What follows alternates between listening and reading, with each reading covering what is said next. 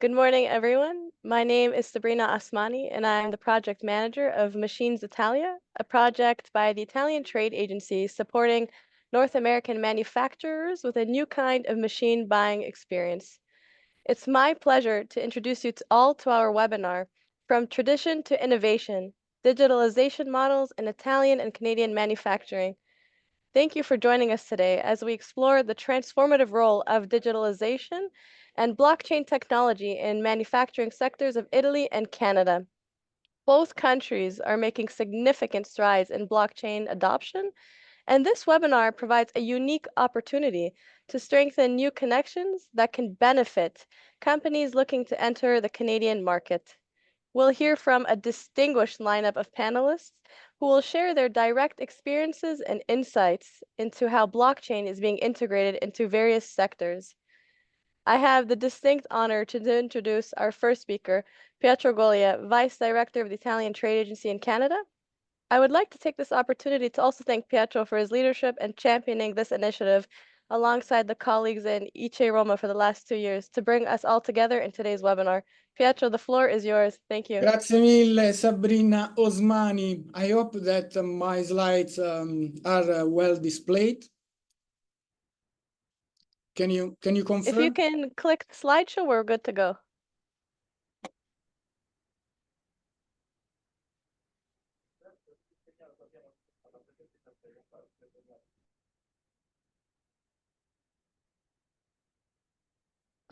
Okay. Grazie Sabrina again. Well, good morning Canada e buon pomeriggio in Italia. Welcome everyone. I'm honored to speak to such a distinguished group of experts, professionals and companies today. We are thrilled to have so many diverse attendees, manufacturing companies, consulting firms, blockchain, digital providers, and other stakeholders. Blockchain technology is capturing the attention of the Canadian market. Our agency has been at the forefront of blockchain promotion. The TrackIT project, active for 2 years now, includes almost 500 small manufacturing companies, supported by international consultants.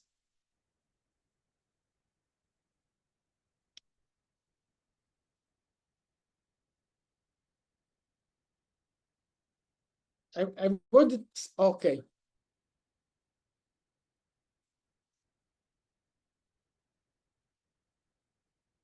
I would like to review a message to companies, buyers and clients, but I can find if you press the enter, it'll start playing on your space bar. Just click the space bar. Yeah, perfect.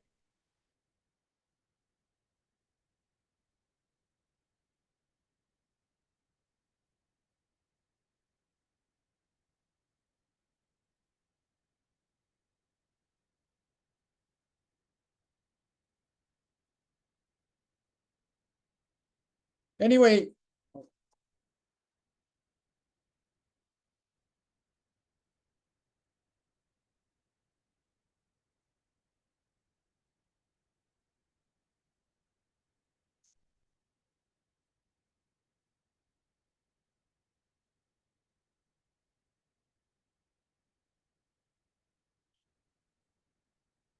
TrackIT blockchain is the innovative project led by the Italian.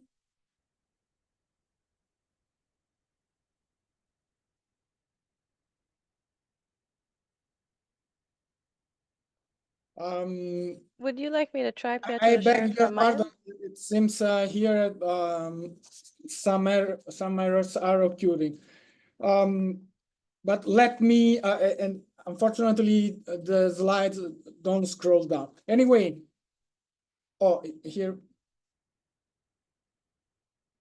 I'm sorry. I'm so sorry.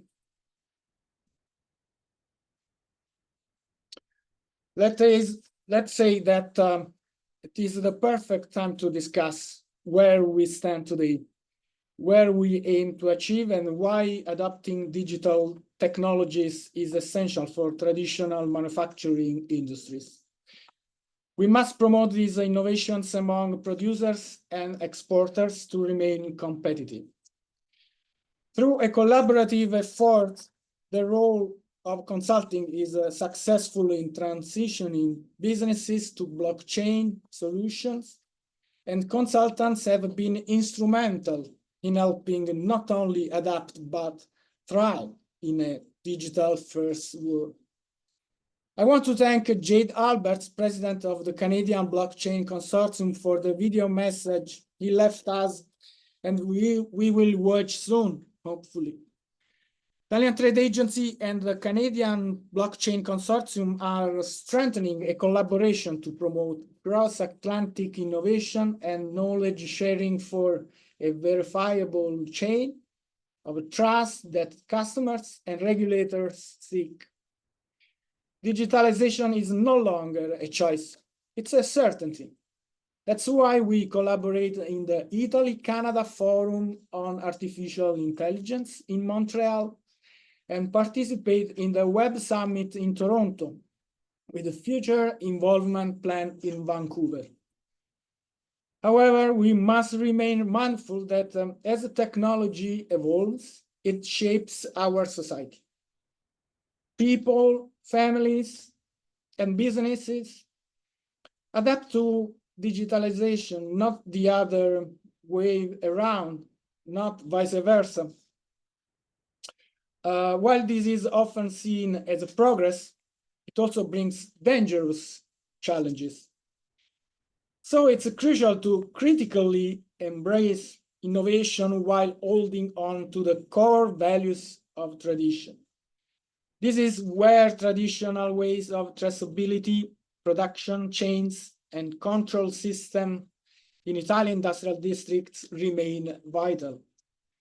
As we embrace digital transformation, particularly blockchain, it's about preserving and enhancing what makes our industries unique. I have the privilege of explaining why and putting this topic at the heart of our discussion. Before the digital age, Italy's industrial districts were built on close collaboration among providers, manufacturers, and stakeholders, ensuring transparency, quality control, and responsibility. Trust and personal accountability were and still are the foundation of these systems. Family-owned SMEs were particularly committed to upholding their reputations through high standards and ethical practices. Blockchain can now provide a digital, immutable way to track and verify the authenticity and quality that Italian industry have long been known for. Even without advanced technology, these districts thrive on human relationships and mutual trust. Local guilds, craftsmanship associations, and informal frameworks maintain strict quality standards, which in turn reinforce accountability. Artisanal excellence was and continues to be a hallmark of Italian manufacturing. I want to thank Professor Campatelli for his contribution to the development of Industry 4.0, which apported modern tools, complement traditional oversight practices, maintaining high standards while making processes more efficient. With the rise of globalization, traceability has become more complex. Companies face new challenges, such as sourcing materials internationally and relocating operations abroad. However, Italian industrial districts adapted, maintaining their identity and values even in a globalized economy.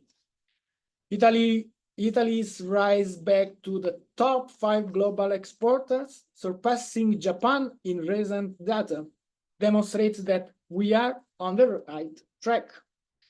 Cooperation among companies rooted in local culture, combined with technological innovation and internationalization, has kept Italian manufacturing at the forefront. Today, with the advent of financialization and multinational operations, traceability is more important than ever. Consumers expect transparency and authenticity, and Italian companies must deliver on these fronts to retain their competitive edge. To leaders, innovators, and stakeholders in the manufacturing sector, my call to action is to integrate digital technologies, particularly blockchain, into our traditional industries. Let's ensure that the world continues to recognize and value Italian products' authenticity, traceability, and excellence. The future is digital, but tradition is our strength. Combining it is a challenge. Dear Sabrina, dear Dr. Campatelli, and colleagues and attendees, everyone. I thank you for your attention, and I hope this can be the kickoff of a collaboration, as I mentioned, with consortia and companies in Canada and in Italy too. Thank you, Sabrina. Thank you, Pietro, for sharing the importance of production chain traceability and control systems, as well as illustrating how these systems remain essential in the digital age. So next, we'll hear from Dr. Gianni Campatelli, Associate Professor at the University of Florence. He will explore the integration of digital technologies into manufacturing systems, discussing initiatives like MTRL, the Manufacturing Technology Research Lab. He'll touch on the challenges posed by high costs and the skill gap in integrating blockchain with legacy systems. Welcome, Dr. Campatelli. Thanks, Sabrina. Thanks, Pietro, for the very kind introduction. Well, I'm Gianni Campatelli. I already introduced myself. So I'm going to briefly present some application of Industry 4.0. And first of all, I want also to characterize a little I need to move this, to characterize a little our market, our manufacturing background. Well, probably everybody knows Italy. Italy is quite famous for wine, food, lasagna, Nutella, and whatever, but still it's a country dedicated to manufacturing. And in particular, my field of research are both traditional manufacturing approaches like machining and innovative process like additive. I like to tell to everybody that I like to mix together tradition with innovation. And this is a very peculiar characteristic of Italian people. They try to merge the history from the Renaissance on with the new technology. Well, but let's start with a very brief figure about how our enterprise view Industry 4.0 revolution. The company vision about Industry 4.0 is double.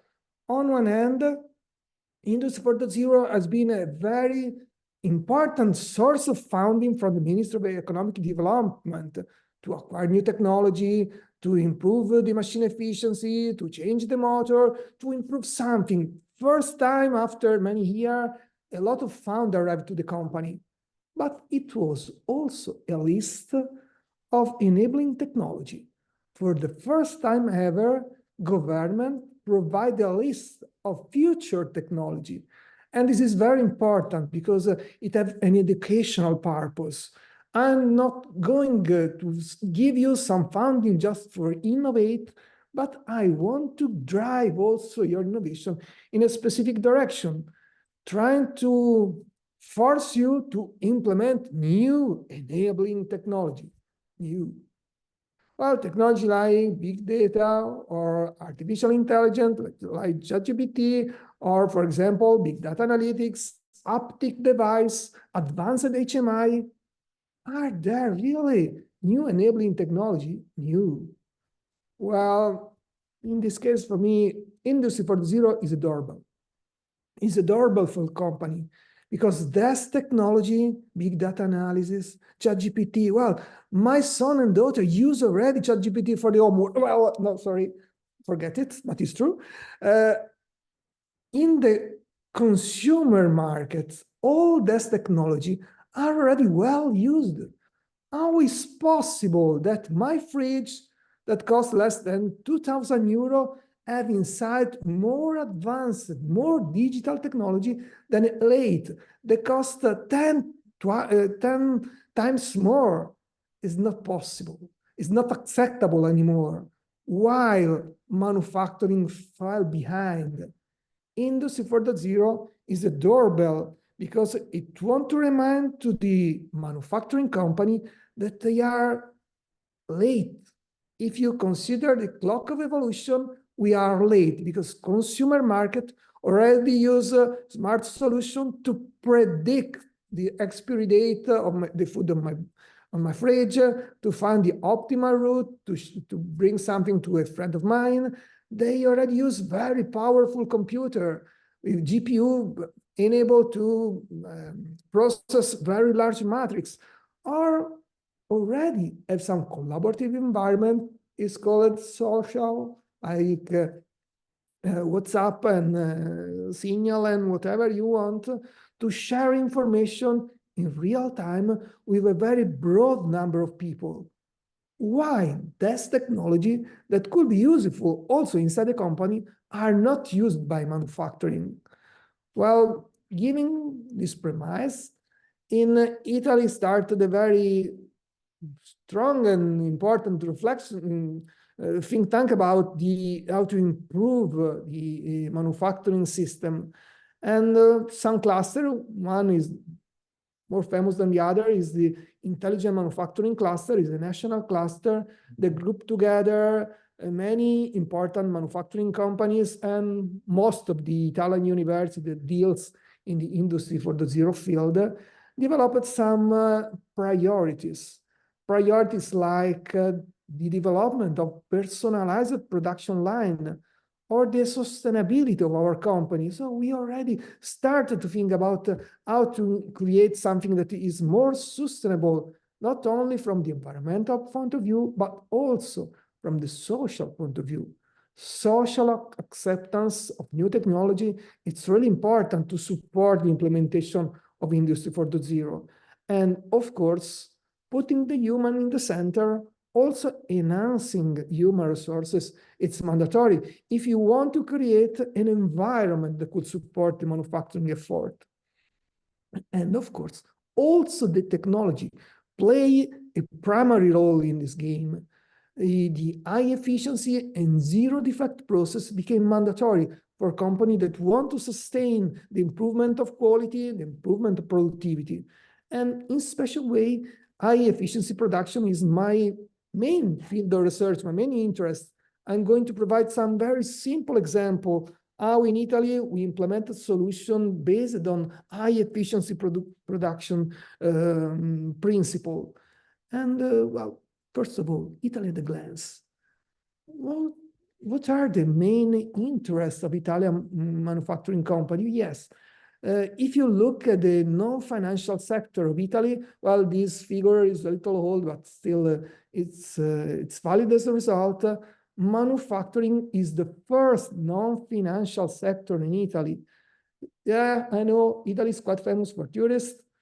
For tourism, I came from Florence. Florence, I know that probably everybody knows where is Florence, is the cradle of Renaissance, full of tourists, but still also in our city, the main source of GDP is manufacturing. And Italy is specialized in machinery, fashion item, food product, automotive part, and pharmaceutical are the most important sector, especially machinery. Machinery for special application, machinery for production of paper, leather, and other goods. We are a strong exporter of this machinery.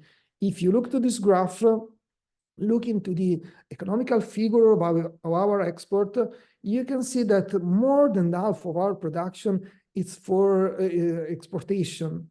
Well, the percentage is higher than most of our other exporting countries. Well, China is another story, but, and well, in order to understand a little better our environment, I report just a figure from the last report from well, it's called a Draghi report, but it's a future of European competitiveness report, has been released a couple of weeks ago.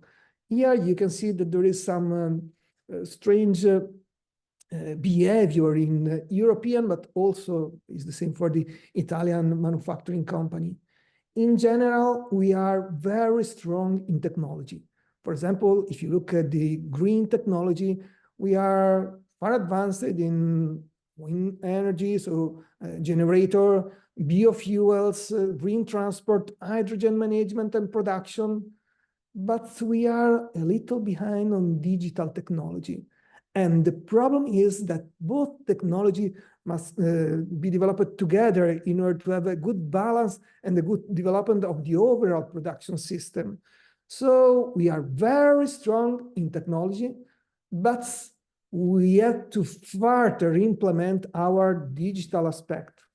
And in general, this could be a problem because Italy is constituted mainly by small and medium enterprise. If you look to the number of our company, the micro and the small enterprise are the largest share of our company, while large companies just the 0.1 of the company of Italy. And if you have a small and medium enterprise, usually you have some problem to find the correct IT resource to develop your own digital strategy. And in general, we are in the middle between the approach used by Germany and US to implement Industry 4.0. German, well, put the focus on smart manufacturing. I want to produce a product using smart, intelligent, and high-proficient technology, while US declined Industry 4.0 more on the product. I want to develop a smart product. Well, Italy probably had to find its own way for the implementation of Industry 4.0. We are a country that is able to develop smart product that came from the fashion sector, from the design, that usually are personalized. Our industrial background, made mainly of small and medium enterprise, it's able to develop small batch production, but for very specialized and specific requirement. So we are able to tailor a solution on the request of our customer. This is one of the key characteristics of the Italian market, the personalization of the product. But if you push in the direction of personalization, it's really hard to implement a mass high proficiency and smart manufacturing system.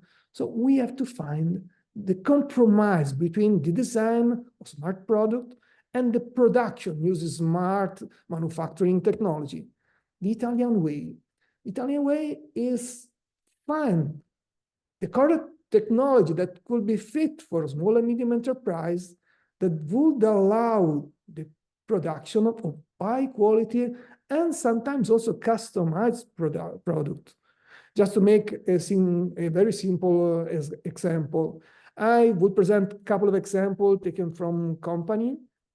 All the projects that I'm going to present are funded by our Ministry of European Community, so I can give you some glimpse about this.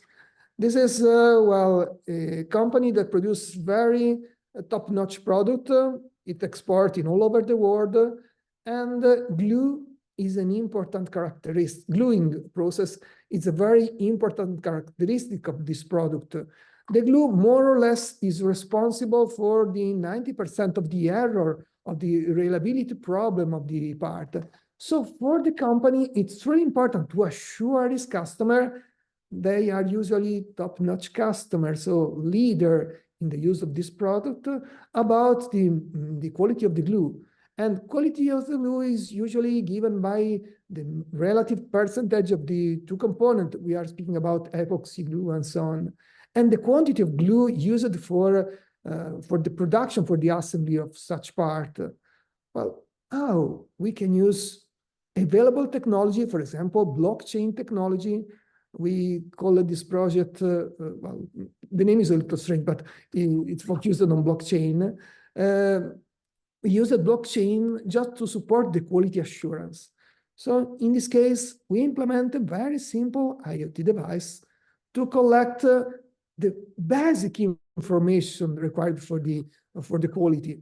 And we fed this to a blockchain just to assure the customer that his serial number, his product, was produced with very high controlled process parameter.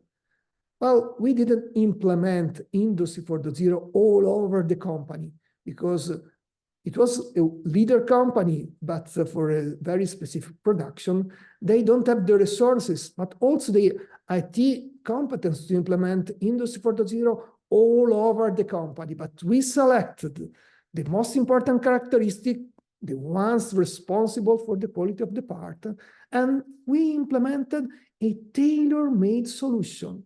Not like German style, all the company must move and use SAP and implement IoT device on every machine must be connected. But as for the Italian small and medium enterprise, we implement for a typical Italian small and medium enterprise, we developed a tailor-made solution only for what cares more. Other example came from another company, another Italian company. I think it's really important to work also in the direction of going autonomous. The mixed use of cyber-physical system and in artificial intelligence enable the process to become autonomous. For example, this has been implemented in Girardini, a company that produces mechanical part in the northern part of Italy. And for this company, together with this company, we implemented an autonomous system. An autonomous system then, when it perceives some problem during the production, adapt automatically the process parameter in order to improve the productivity, but solve also any quality issue that could arise from a bad setup or incorrect process parameter chosen by the operator. Why an autonomous system is so important, actually? Because in Italy, in all over Europe, and in general, in all the industrialized country, it's ever and ever difficult to find skilled manpower. If the system is autonomous, I need less skilled manpower. It's easier to find on the market, well, on the territory, people that could work on this project. It provides a faster response. It assures the quality. Quality for us is mandatory. And in general, will lower the cost of the production. Because if I have a system that enables the company just to find the correct solution as soon as the problem arises, I can improve the productivity, I can reduce the production cost. And again, since Italy, it's a very strong machinery manufacturer, a lot of companies already implemented some intelligent device, some intelligence behind the control of the machinery. We supported many companies, for example, in implemented predictive maintenance strategy, installing some sensor inside the machine, creating some dialogue with the PLC of the machine. It's possible to find the optimal solution in order to predict the machine behavior, and in most of the case, predict when a breakage is going to happen. And this enabled the company to plan correct maintenance, to stop the machine before arriving to a fatal fail, and so on. This in the direction of the American approach to Industry 4.0. So implement a smart product. Italy has the capability to design machinery, and in general, one of the trends now is not for, this is small batch production, so it's not necessary to implement a high efficiency production system, but to implement some Industry 4.0 solution inside the machine, not to produce the machine, but inside the PLC, the core of the machine. And least but not last, a lesson learned that I want to share with you. Again, we are speaking about machinery. Here, it was a case of a company that wanted to implement something smarter to optimize the behavior of the machine. It's a mass production machine. The operator measure a part. If something is wrong, because you need very thin, very small tolerance, you can change the setup and so on. So the company asked us, you can introduce an artificial intelligence algorithm with some added vision system, with some Google Glass. We asked specifically for Google Glass, to be honest. Some Google Glass in order to allow the operator to update the process parameter in the smoother way, with the most intelligent way, and so on. Well, we tested different solutions, and we discovered that some of the technology that we proposed were not interesting at all for our operator. So there is another trick here. When you want to implement Industry 4.0, you have to keep in mind anytime the social factor, the human factor. The technology must serve the process, must serve the operator that work on this machine itself. So we discovered that very smart solutions like Google Glass were not the best solution, not from the efficiency point of view, but from the acceptance point of view. Some operator doesn't require the Google Glass that were very smart and interesting toys, but were toys. For the production, the lesson that we learn is KISS, keep it super simple. If I can use a tablet, not a Google Glass. If I can use a simple algorithm that could be understandable by the operator, use the operator, not artificial intelligence. So we discovered, and it's something that we use anytime, that at the center of the production process, there is a human operator, and you have to cope with the request of the human operator. And in general, if you keep it as simple as possible, in general, it's easier to implement this technology. You have a better acceptance, and at the end of the day, the result that you can achieve is far, far better than just using a technology push approach. I have this technology, I install this technology, now use it. So that's it. I provided very brief overview about some Industry 4.0 activity, and I try to provide just a simple idea about the Italian way toward Industry 4.0. But I can assure you that our company are more or less small and medium enterprise, and this provides a nice flexibility. So we are quite reactive and we are quite resilient. One figure that I forgot to insert in the presentation, it's about the recovery after the pandemic. After the pandemic, our industrial backbone has been able to recover faster and better than others, because our small size and the flexibility that came together with the start of SME, well, provide us a degree of freedom that other, maybe more structured company organization were not able to achieve. So thank you.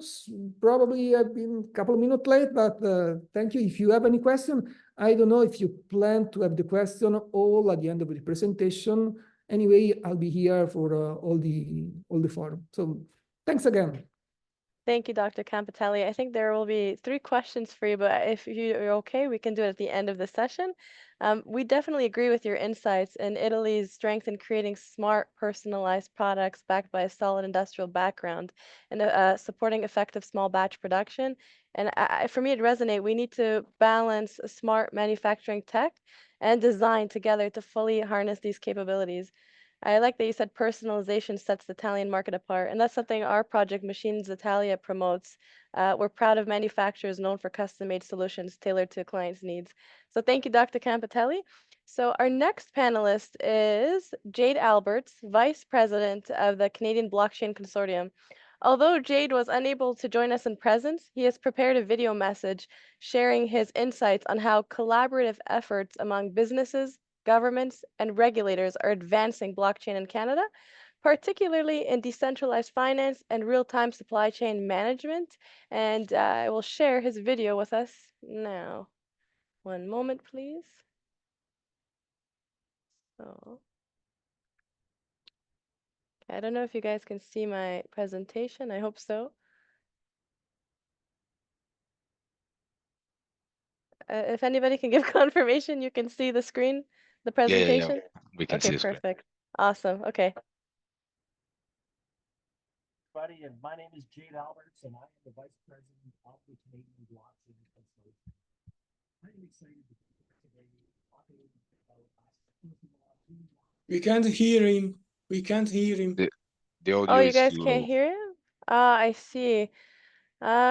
Would you advise Emanuele on the best way to present this? Tr try with the volume to turn on the volume. Maybe it was just low. Maybe I'll put it on 100. Okay.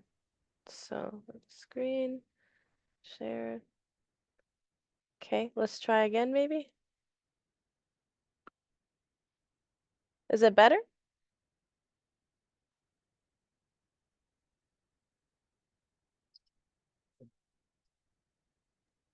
No, we can hear him. No. No? Okay.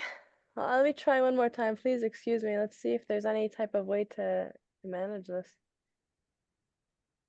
Well, I think you can try to increase the volume at the bottom of this video. Here, if you click on the video, probably it Yeah. will appear the volume. No, Yeah. just click on here, perfect. Right. Is it any better?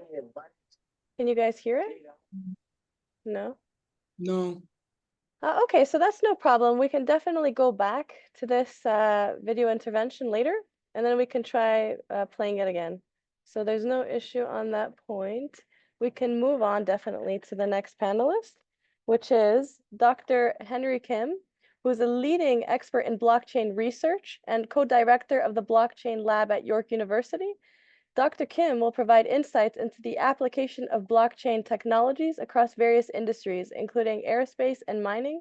Welcome, Dr. Kim. Thank you. Thank you. I'm just going to project here.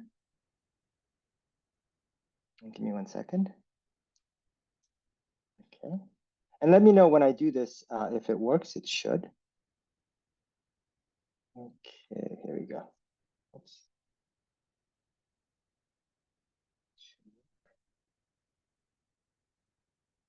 Okay.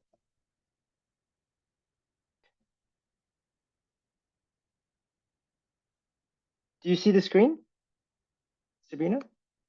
Perfect. Okay. Super. Yes, thank you.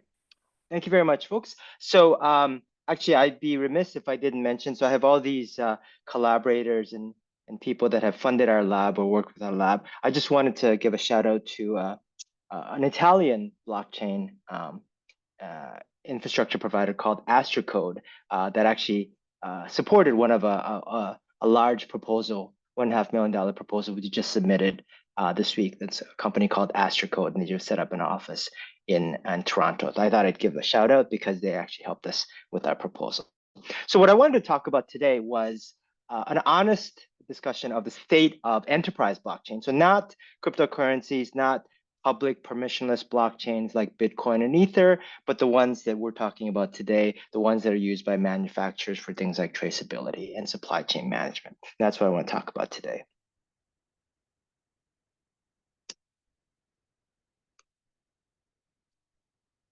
This is not advanced. Okay, here we go. So as Pietro talked about, we're living in the times of unprecedented pace of technological change. We have these great new technologies, AI being the one that's top of mind, but also blockchain, Internet of Things. I just actually printed this off. This is something generated by DALL-E, which is a picture generator from ChatGPT generative AI. However, even though we have these new paces, we're still subject to fundamental sort of principles about business, which is if you are a business, if you're a manufacturer, if you're an enterprise corporation, you have very clear business objectives. Number one, you need to generate revenue. That's the most important thing. Number two, less important, but still nevertheless very important, reduce costs. And number three, possibly less important, but again, necessary to sustain your business, which is to mitigate uncertainty, to risk, to sort of be insured against things that could happen to your business. Now, if I sort of overlay the two, if we talk about how is generative AI, so this is the sexiest part of the sexiest technology, which is AI. How's that doing with respect to helping businesses generate revenue, cost reduce, mitigate risks? So what I can tell you is that we have a lot of technology providers that are doing incredibly well. NVIDIA, which sells almost as a near-monopoly on the microchips, the GPU chips that are necessary to do generative AI, they're huge, and I think people have heard about this. You know who else is OpenAI, which is the company that actually made ChatGPT. They're doing incredibly well. Microsoft, who's invested in OpenAI, and they've rolled out Microsoft Copilot as generative AI productivity tools, they're doing well. So providers, technology providers are getting great benefit out of generative AI. But what we're talking about today are manufacturers, businesses that are using these technologies. How are they doing with generative AI? And I put these company logos much smaller because the impact so far has been relatively minimal. I would say that. It's not to say that they won't be. They could be huge in the future, but what I can tell you right now, 2 years later after generative AI became a big thing, everything that people say that the biggest benefactor of companies that are actually generating revenue from generative AI, a great example is Meta, but you're not going to find great many huge examples. Companies that are reducing costs from generative AI, I could name IBM or GitHub as a software provider, solutions provider. There's few. It turns out the companies that are actually reducing costs from generative AI are doing so by manpower reduction. And that's so IBM have let go of some software engineers, so it has GitHub, so it has many other companies. I haven't seen any great big examples of mitigating risk, not that it's not out there, but it's just not something that is pervasive. So what I wanted to point out here is that we're talking about the biggest supposed transformative technology, and 2.5 years down, it has not made a dent, huge dent, although I think it's anticipated that it will. So what about blockchain? What about blockchain? And I can tell you this, and this is from, and I'll talk about sort of the research behind it. I've been in this space since 2016 when I started Blockchain Lab. And I can tell you that the impact, the large scale impact of blockchain is not as much as I thought it would be, or as most people thought it would be back in 2016, 2017, 2018. What you see out there is that Walmart Canada has been papers, they've been noted for having cost reductions. They've been able to get efficiencies out of their supply chain, cost reductions through use of blockchain. JP Morgan uses blockchain, a blockchain throughout their network to be able to do cross-border settlements. And that's actually led to cost reductions across their entire ecosystem. IBM Food Trust is a collaboration between IBM, Walmart, and several food companies to provide food traceability capabilities throughout the world.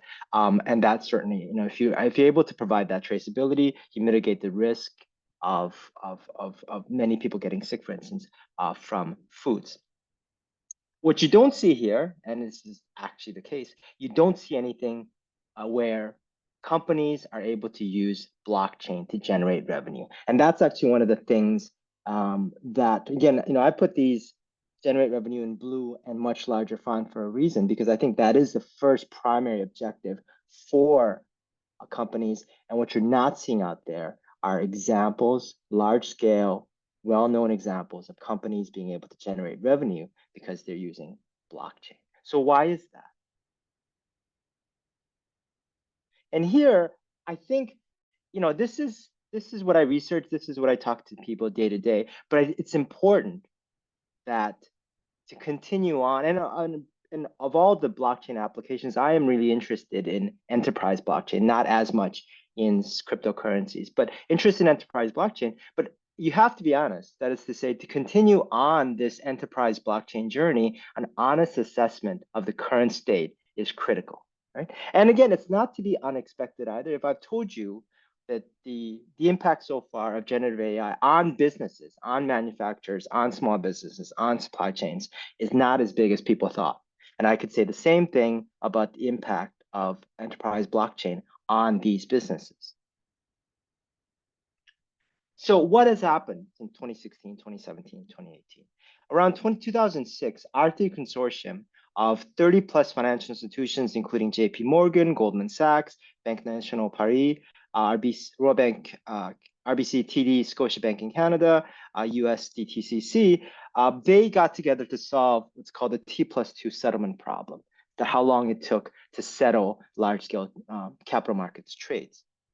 Around that time, IBM and Walmart partnered to develop IBM Food Trust for tracing origins of food. Others in consortium include Carrefour, Nestle, Dole, Kroger. Around that time as well, IBM and Maersk partnered to develop TradeLens platform to re-engineer administrative processes in maritime ocean-based shipping. Others in the consortium include ports of Singapore and Halifax and US, Canadian, and Dutch border authorities. So these were triumphs around that time as sort of the future of how blockchain could help companies around the world. The result is that after actually 6-7+ years, that R3 consortium to reduce settlement is still not production ready. That IBM Food Trust is very limited in scope. It actually covers maybe 2 or 3 foods and not all the foods as originally envisioned. That TradeLens, huge effort between Maersk and IBM, that closed down in 2022. For IBM, for which in the late 2019, 2020, 2018, blockchain was a core part of IBM's strategy. It has quietly all but left that space. But I still think, and this is why I'm in this presentation, this is why I'm talking to you, there's still enterprise blockchain opportunities, but you can't really fully appreciate them go there unless you know what's gone on in the past. And that's actually what I want to, this conversation is about. So researchers, people like myself, have done research and try to figure out what has happened and what could happen with blockchain. So what do they say is the state of the art about blockchain, and what are the implications? Number one of the issues, and this is the reason why I've talked about what I've talked about, is that if everyone gains in a consortium, so keep in mind, blockchain technology means that it has to be technology that's used with a network or a consortium of companies. However, you'd say if everyone gains an advantage in a consortium uses blockchain, no one gains a relative advantage. That is, everyone in that consortium or in that supply chain or in that network has the same benefits. So it's not a relative advantage of using that. So then the question is if it doesn't give me an advantage, and the people that participate in that ecosystem are often your competitors or partners, is it worth participating in that if you're not getting a competitive advantage over your competitors? And that's a very fair question, and that's what many researchers have pointed out. The remedy going forward, if you want to use blockchain for opportunities, is you have to somehow use blockchain to make it a disadvantage to not to be part of the consortium. Or in strategic management, that's called the strategic necessity. Somehow you have to build a system in such a way that people say, I must belong to this consortium, to this blockchain a network, because if I don't, I'm at a disadvantage. That, for the most part, does not exist today. Secondly, many people have pointed out that it certainly benefits, for instance, things like food traceability. It certainly benefits the end user, but costs of operating and developing that blockchain cannot be passed on to the consumer. Bottom line is, consumers are happy saying that they would love to have food traceability, but when push comes to shove, they're not necessarily going to pay for it. So the solution is that there's a strategic use of blockchain for goods that consumers will actually pay a premium to know where it came from. So speaking of Italian manufacturers, I'm not entirely sure that consumers will pay to know exactly where their olive oil came from, even though I did notice it's much more expensive now. Having said that, consumers will pay a premium to know where luxury goods came from, where their fine Italian leather goods came from. One, because it's expensive, and two, because they might have to show it to someone when they resell that. So you have to be prudent about what you choose to put on the blockchain, because you have to ultimately say the consumers benefits consumers so much they're willing to pay for it. What researchers have also said is that even though blockchain technology is really meant to sort of eliminate intermediaries, and that's the theory, you don't eliminate intermediaries, you end up with different ones. Okay? And that's actually something that Mary Lassity, who's worked heavily with Walmart Canada, has discovered. And the solution to that is that these intermediaries that eventually are ultimately needed cannot be purely profit driven. That is, they can still be companies, but it should be governments and NGOs. It should be those that want to benefit an entire consortium or entire supply chain and willing to bear the cost of developing that, when industry players necessarily will not.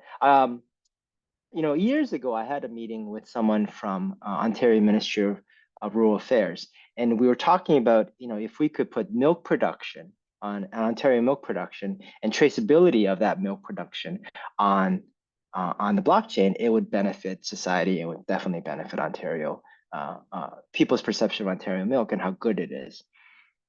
However, and it could have worked, but no one stepped up to actually build it, because it wasn't the best interest of any one particular milk producer, farmer to do so. The only ones that I think it could have worked if the Ontario government stepped up, but as not just the Ontario government, but most governments are willing to help entrepreneurs, but they don't necessarily want to build the infrastructure required for this. And what I'm saying, and this is why I'm very heartened by the fact that it feels like the governments and agencies in Italy are willing to do so, is that somebody has to step up somewhere and build that blockchain or build it from and build it up and get that participation. And it usually will not be the companies themselves. TradeLens, when they did a diagnosis of why they closed in 2022, said, a vision centered on the ability to enable true information sharing and collaboration across a highly fragmented industry globally. That was the vision of TradeLens. Unfortunately, such a level of cooperation and support has not been possible to achieve at this time. And that's what they said. And the bottom line is, and I firmly believe this, it's not the technology that's going to make enterprise blockchains used in a supply chain or consortium work. It's whether you have cooperation and support to do so, and that oftentimes requires somebody, like a government or an NGO, somebody that can actually truly drive that, because oftentimes the industry players say, we would love to have a blockchain and we would make use of it. Consumers would say, we would love to have a blockchain and we would make use of it. But at the end of the day, somebody has to build it.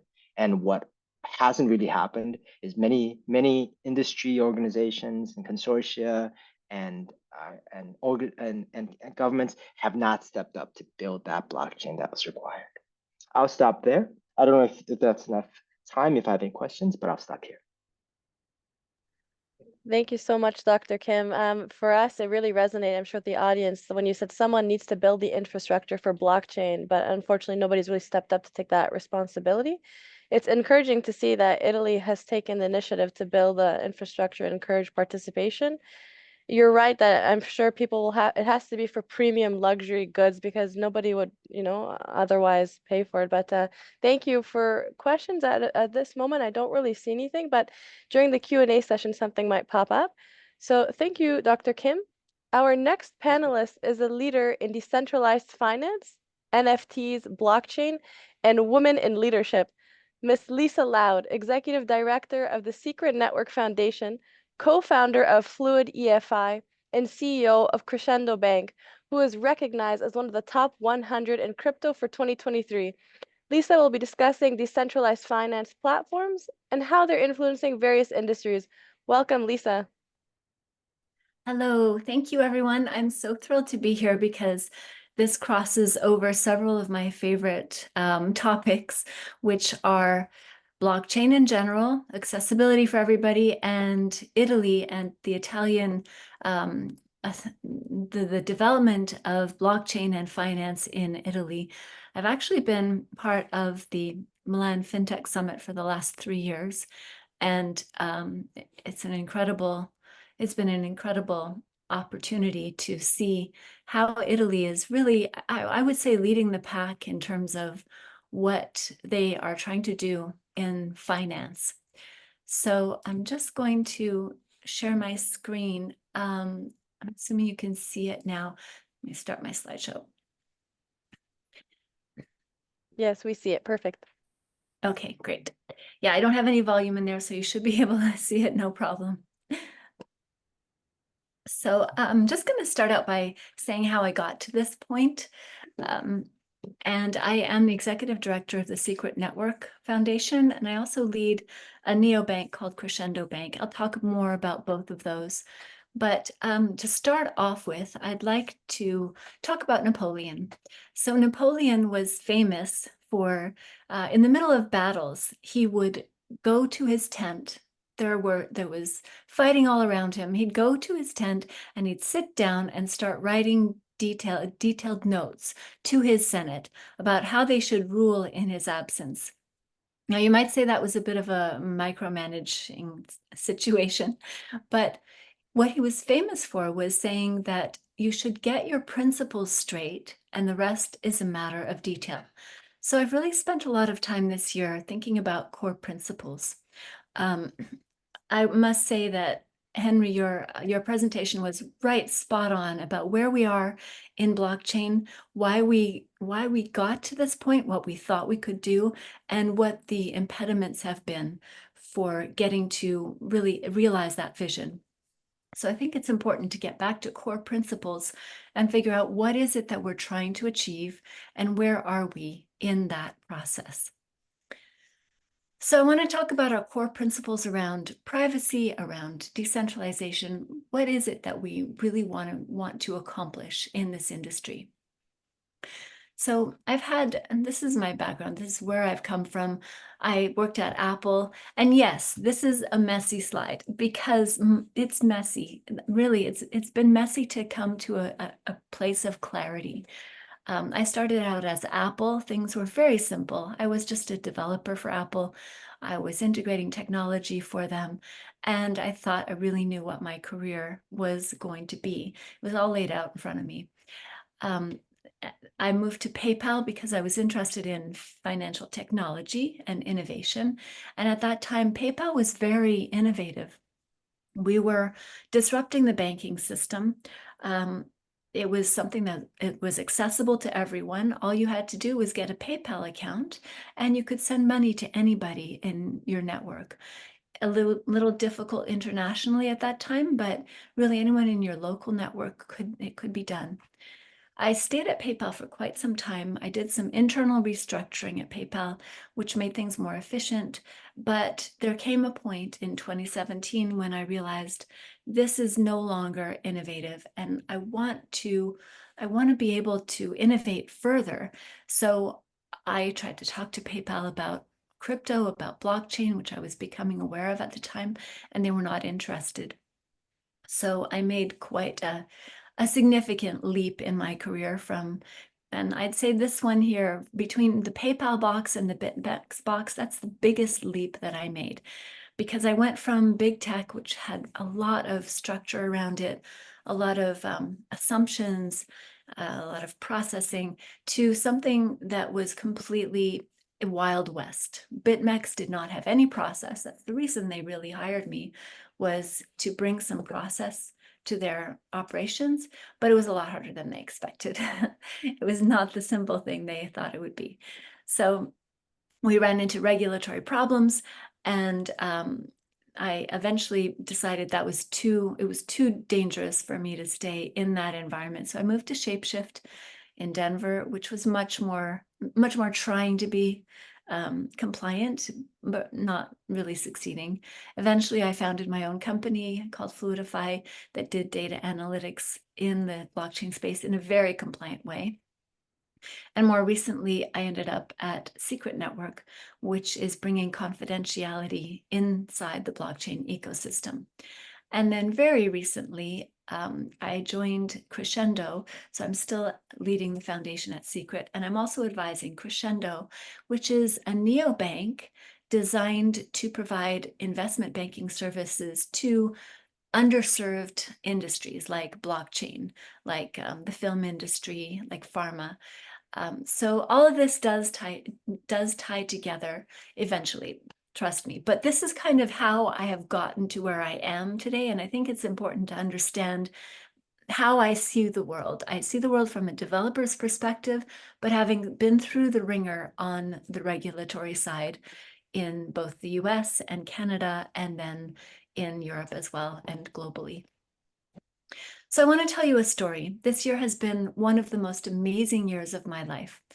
There's been so many changes, and a couple of conversations really have shaped my experience this life and this year, and my view on where we are and where we're going. So earlier this year at ETH Denver, I had the privilege of meeting with Hester Peirce. She is a US SEC commissioner. And for those of you who know what the SEC does, they enforce regulatory action around the blockchain industry. It's really around securities, but they've extended to being in the blockchain realm.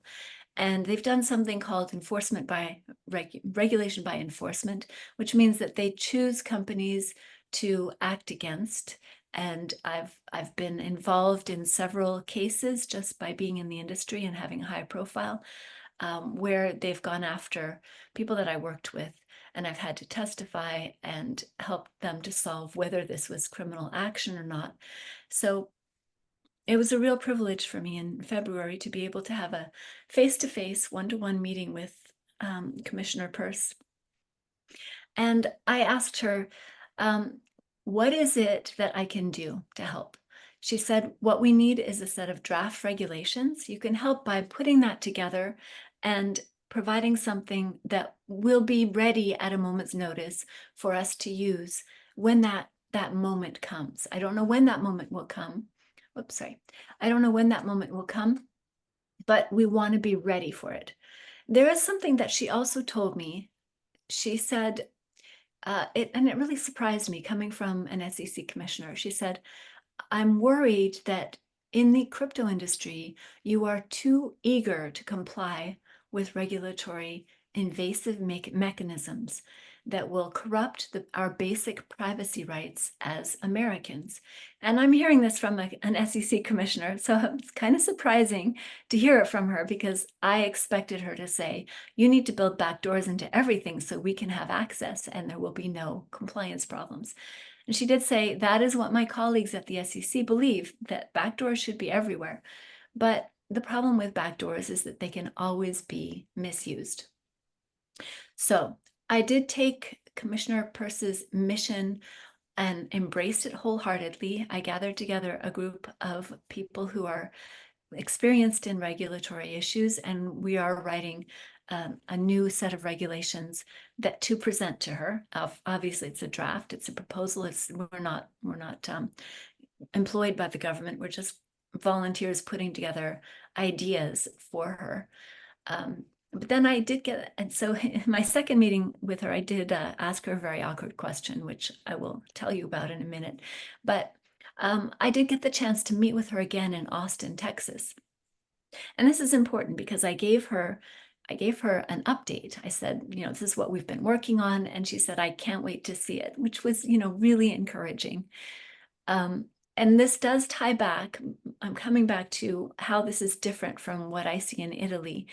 But before I go there, let me just tell you the question I asked her, because she told me, I'm in this environment that's fairly hostile. She said, everyone around me believes that the crypto industry is full of criminals, fraudsters, and money launderers. You're all just a bunch of crooks. And she is attending these conferences. She's speaking at these conferences. So she obviously doesn't believe that, but she's really fighting an uphill battle. So she's a bit of a hero for me. And she kept talking about how depressing it was and how she didn't think this was going to happen. She didn't think that was going to happen ever. And so at one point I just said, I'm sorry to ask you this, but do you ever feel like giving up on being a champion for crypto?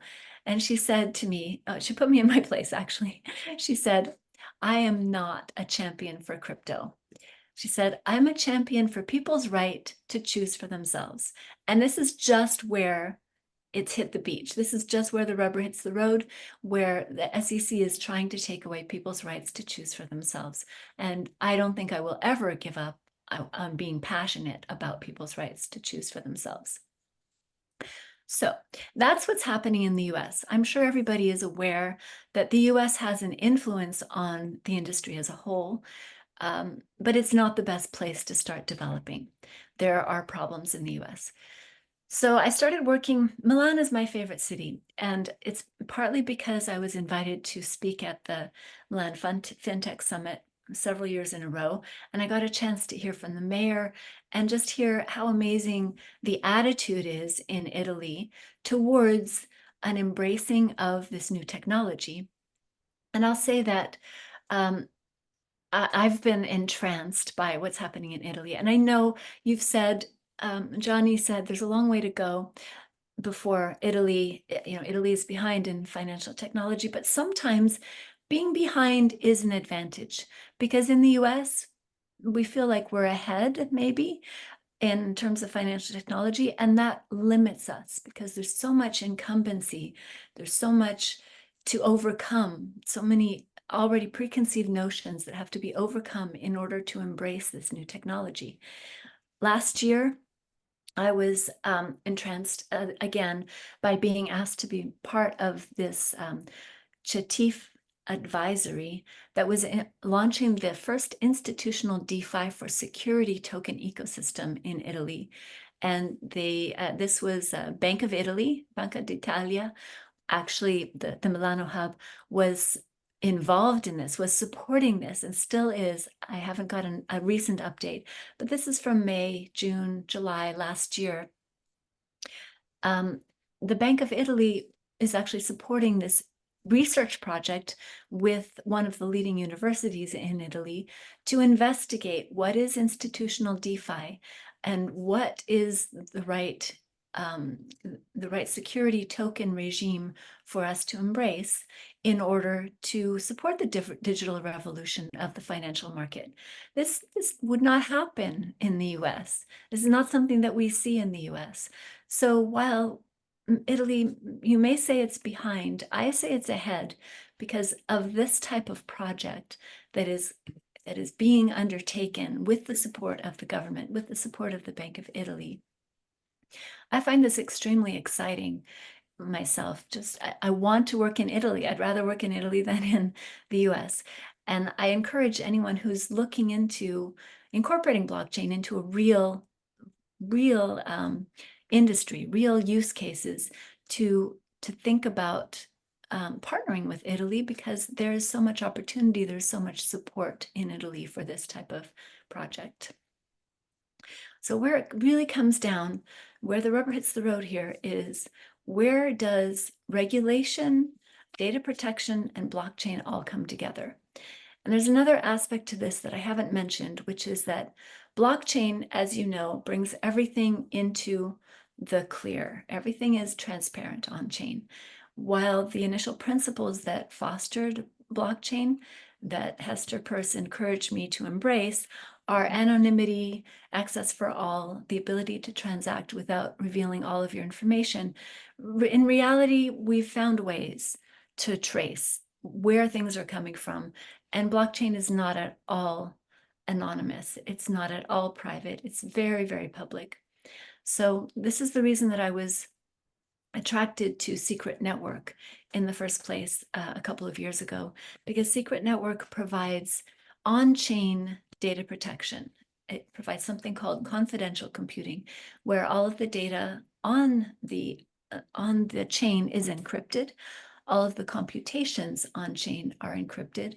And this allows you to conduct business with blockchain I don't think you specifically mentioned this issue. You mentioned, Henry, you mentioned the advantages of having certain things on chain, and embracing blockchain requires conferring a competitive advantage in order, or at least a competitive disadvantage not to implement blockchain. But there's still this other lens on it, is that blockchain is not useful unless you can transact on chain in a way that is at least as private as you can transact off chain. And today that's not the case. Most of the blockchain applications and implementations out there don't provide privacy or confidentiality. So I would say that the reason that I'm embracing secret network and other confidential computing technologies is that it allows you to do your business on chain without revealing more information, with, in fact, increasing your data protection and your security over what you would have in a Web 2 environment. So this is an essential part of blockchain that needs to be implemented, which is why I've been part of Secret Network.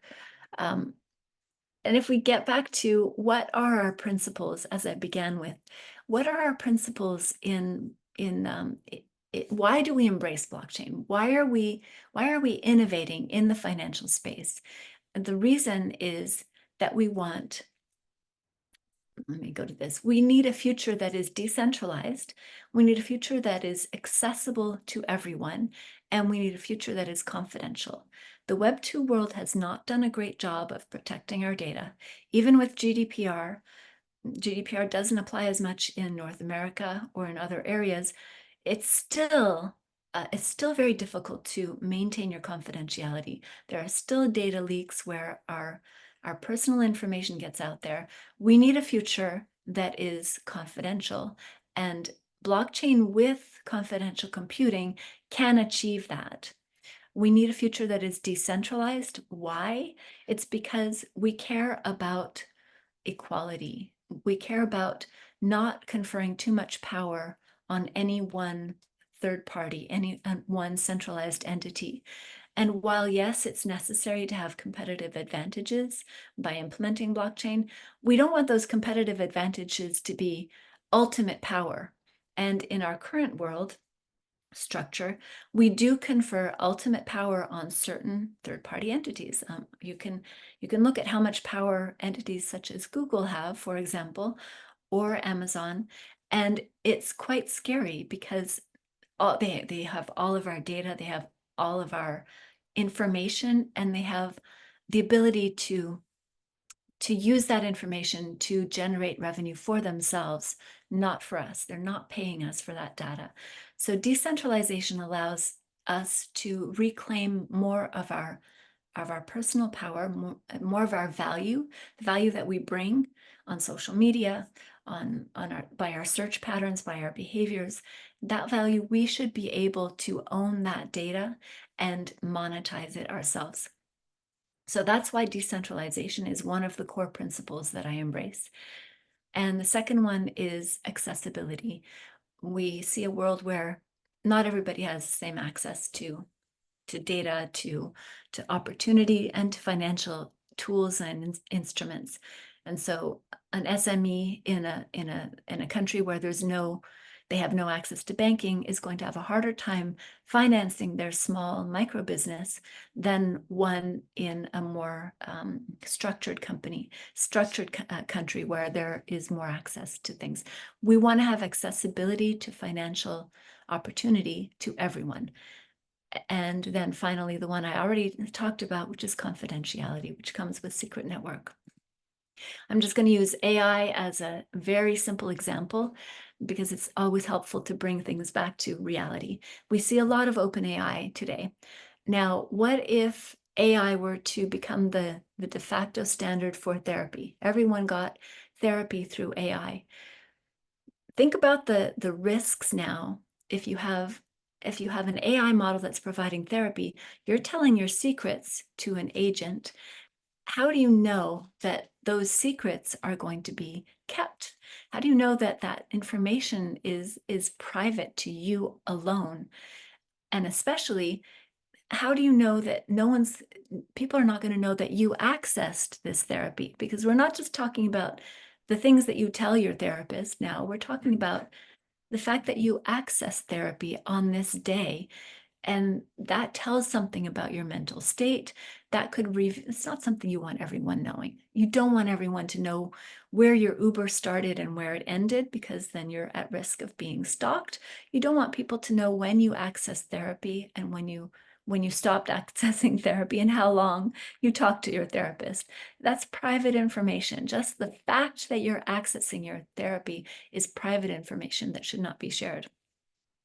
And that's the same with journaling. That's the same with AI companions. It's the same with health data that could be used in AI. These things are wonderful. Like AI is wonderful in increasing your access to these things, but it also poses a huge risk in increasing your exposure to what people know about you. So when it comes to AI, you need total anonymity, and that's where confidential computing comes in. So I'm just stressing more than ever, with AI, confidentiality is even more important. Confidential computing on chain is more important. So now I'm going to pull all the pieces together. I've said that decentralization is one of our core principles. That comes from regulators. The SEC is instrumental in providing good, the ability for us to decentralize safely. The Italian Banca Italia is doing work that will help us to decentralize safely and responsibly. And then when it comes to accessibility, I haven't spoken much about Crescendo. Crescendo is an investment bank that is meant to serve those who are underserved in the small, medium business space, where it's very difficult for small businesses and entrepreneurs to raise money today. They don't have access to big investment banks like JP Morgan, like any of the big investment banks won't talk to a small entrepreneur. They're just not interested. It's too much work for too little gain. Crescendo is a bank that is designed to help small, medium companies to raise money, to do all the things that big companies do when they want to raise money or do investor relations or all of these things. Crescendo will provide services to small and medium companies. And then Secret, which provides confidential computing on chain in the blockchain era. So that is how I got to where I am today. That is how I have the perspective that I have today. And these are the things I'm doing to change the world so that it is more accessible, more decentralized, and more confidential for everyone in this space.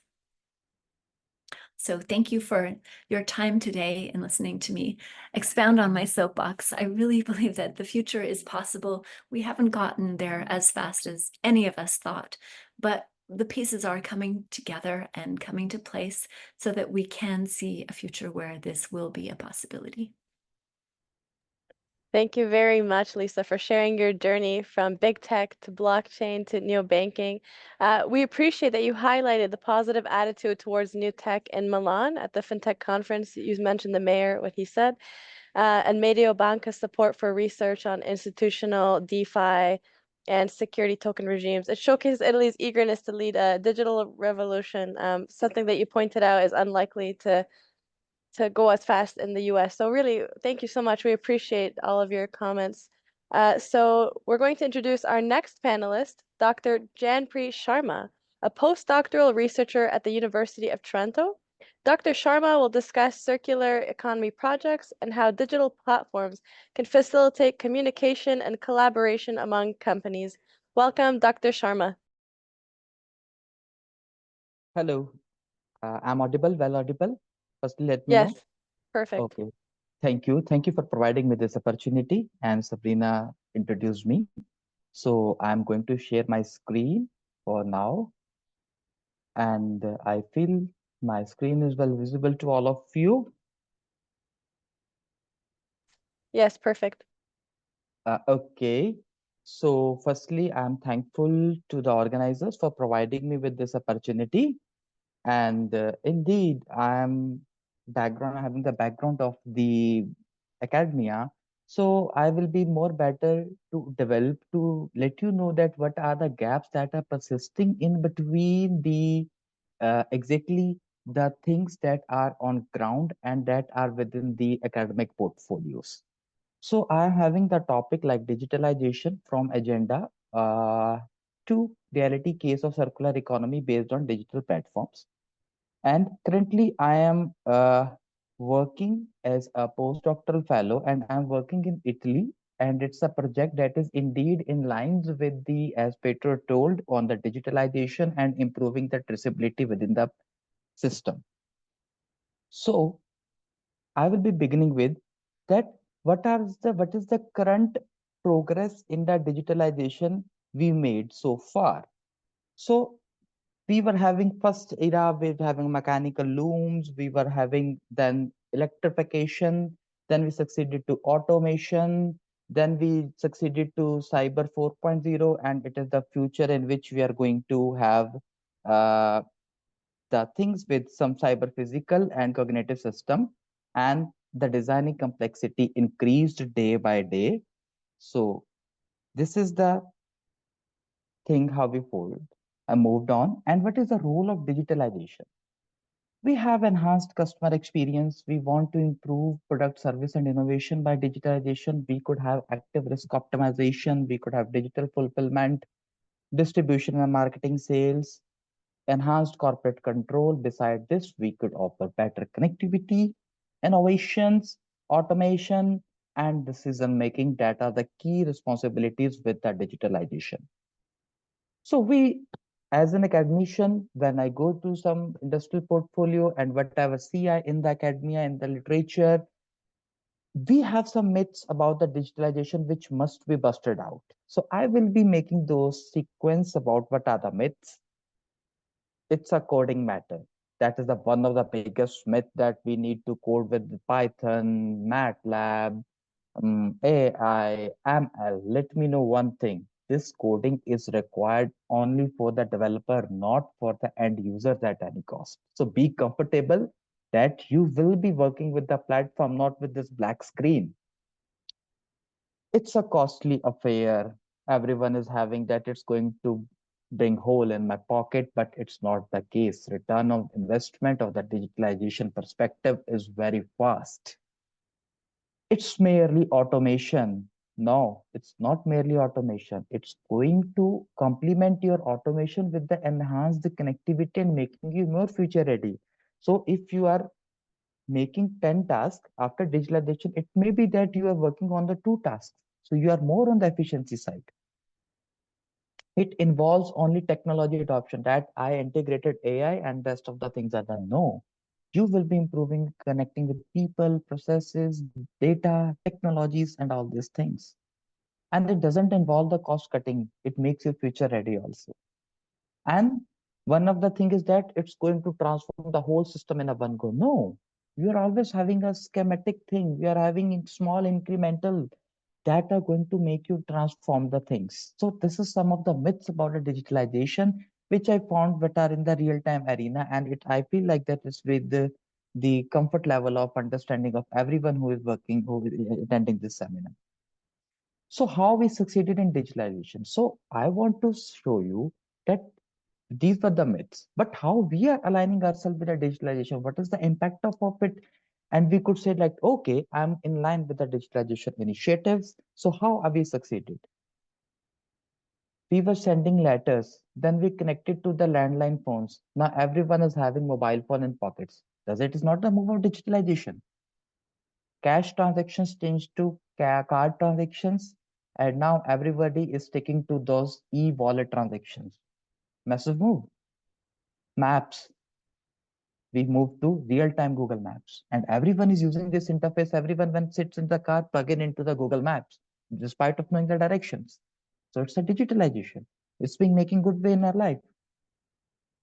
Specifically in industrial arena, engineering drawing charts are changed by CAD-based designs. And now we are having the 3D printed parts with us. So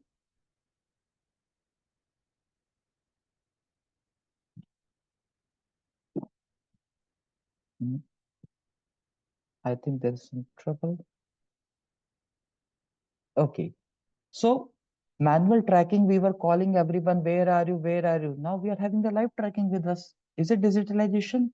Traditional manufacturing is moved into advanced manufacturing. And this we could see that it is automatically aligned with the retrieval system that is feeding the machines with robots. It's a digitalization. We are already succeeding with it, and industries are going with it.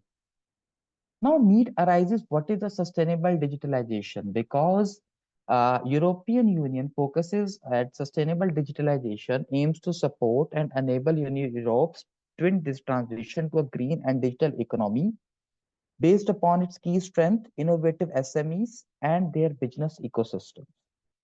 We have digitalization, we have sustainability themes, we clubbed it, we get sustainable digitalization. And what are the key points in it? Circular economy, sustainable digitalization, innovative framework. So I will be focusing on the circular economy. Firstly, let us know what exactly is the circular economy. We were having a traditional approach in which we were taking the thing, discarding it, that's it.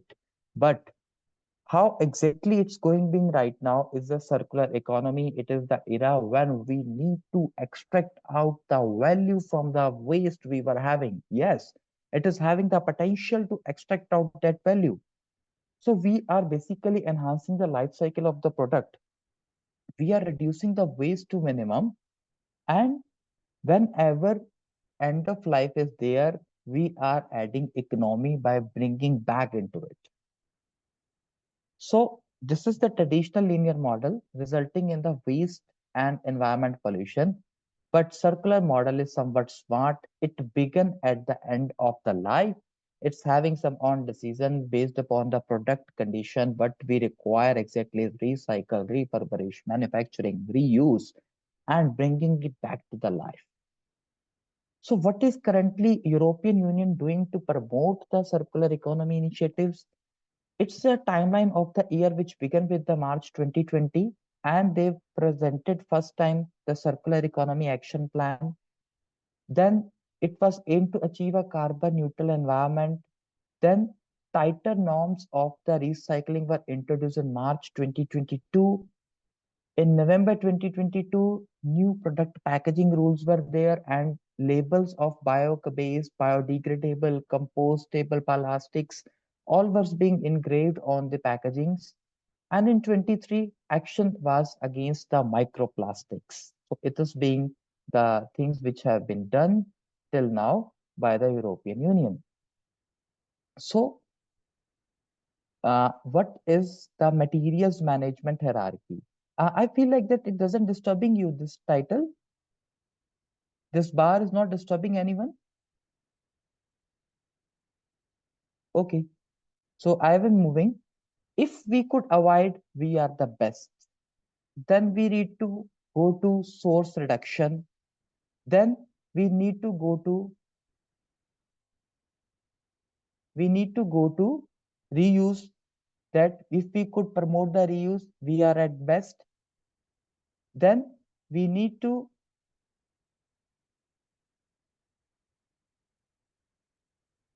go to reuse. Then we could go for recycling. We could energy recovery from it. And if it is not possible anyway, we have the landfills. So landfill is the least preferred and avoidance is most preferred. And avoidance is leading to lower environmental impacts as compared to landfill. So till avoidance, if we could avoid, we are not wasting anything. And beyond that, we are wasting. So the scope of circular economy is above the landfills.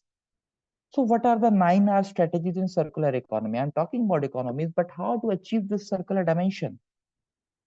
First is manufacturing and smart product usage. That is reduce, refuse, rethink. Next phase that comes is extending the lifespan of the products and its components by repair, reuse, remanufacture, refurbish, repurpose.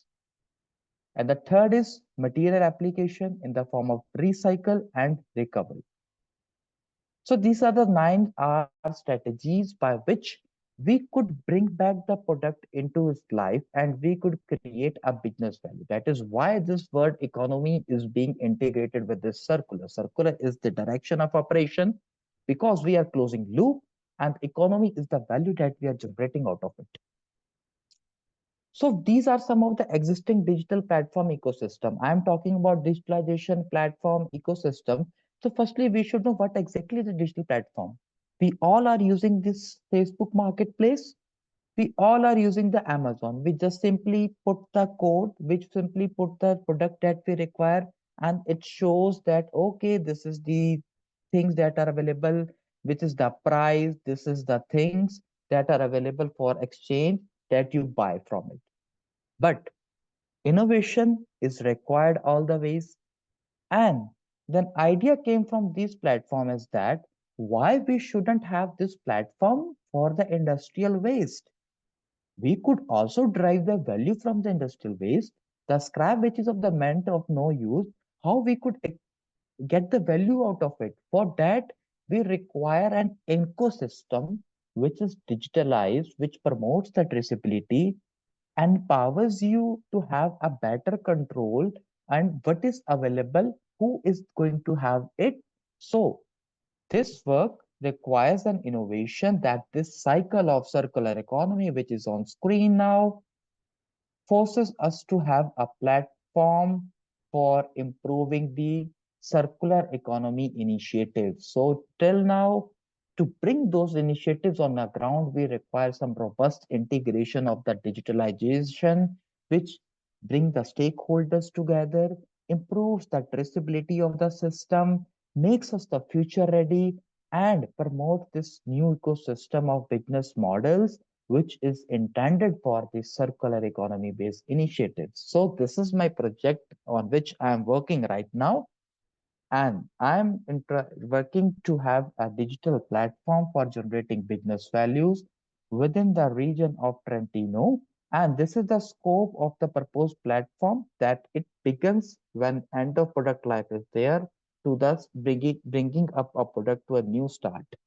So in between this, we have circular economy initiatives, and we are going to map the activities that are in between these two terminals.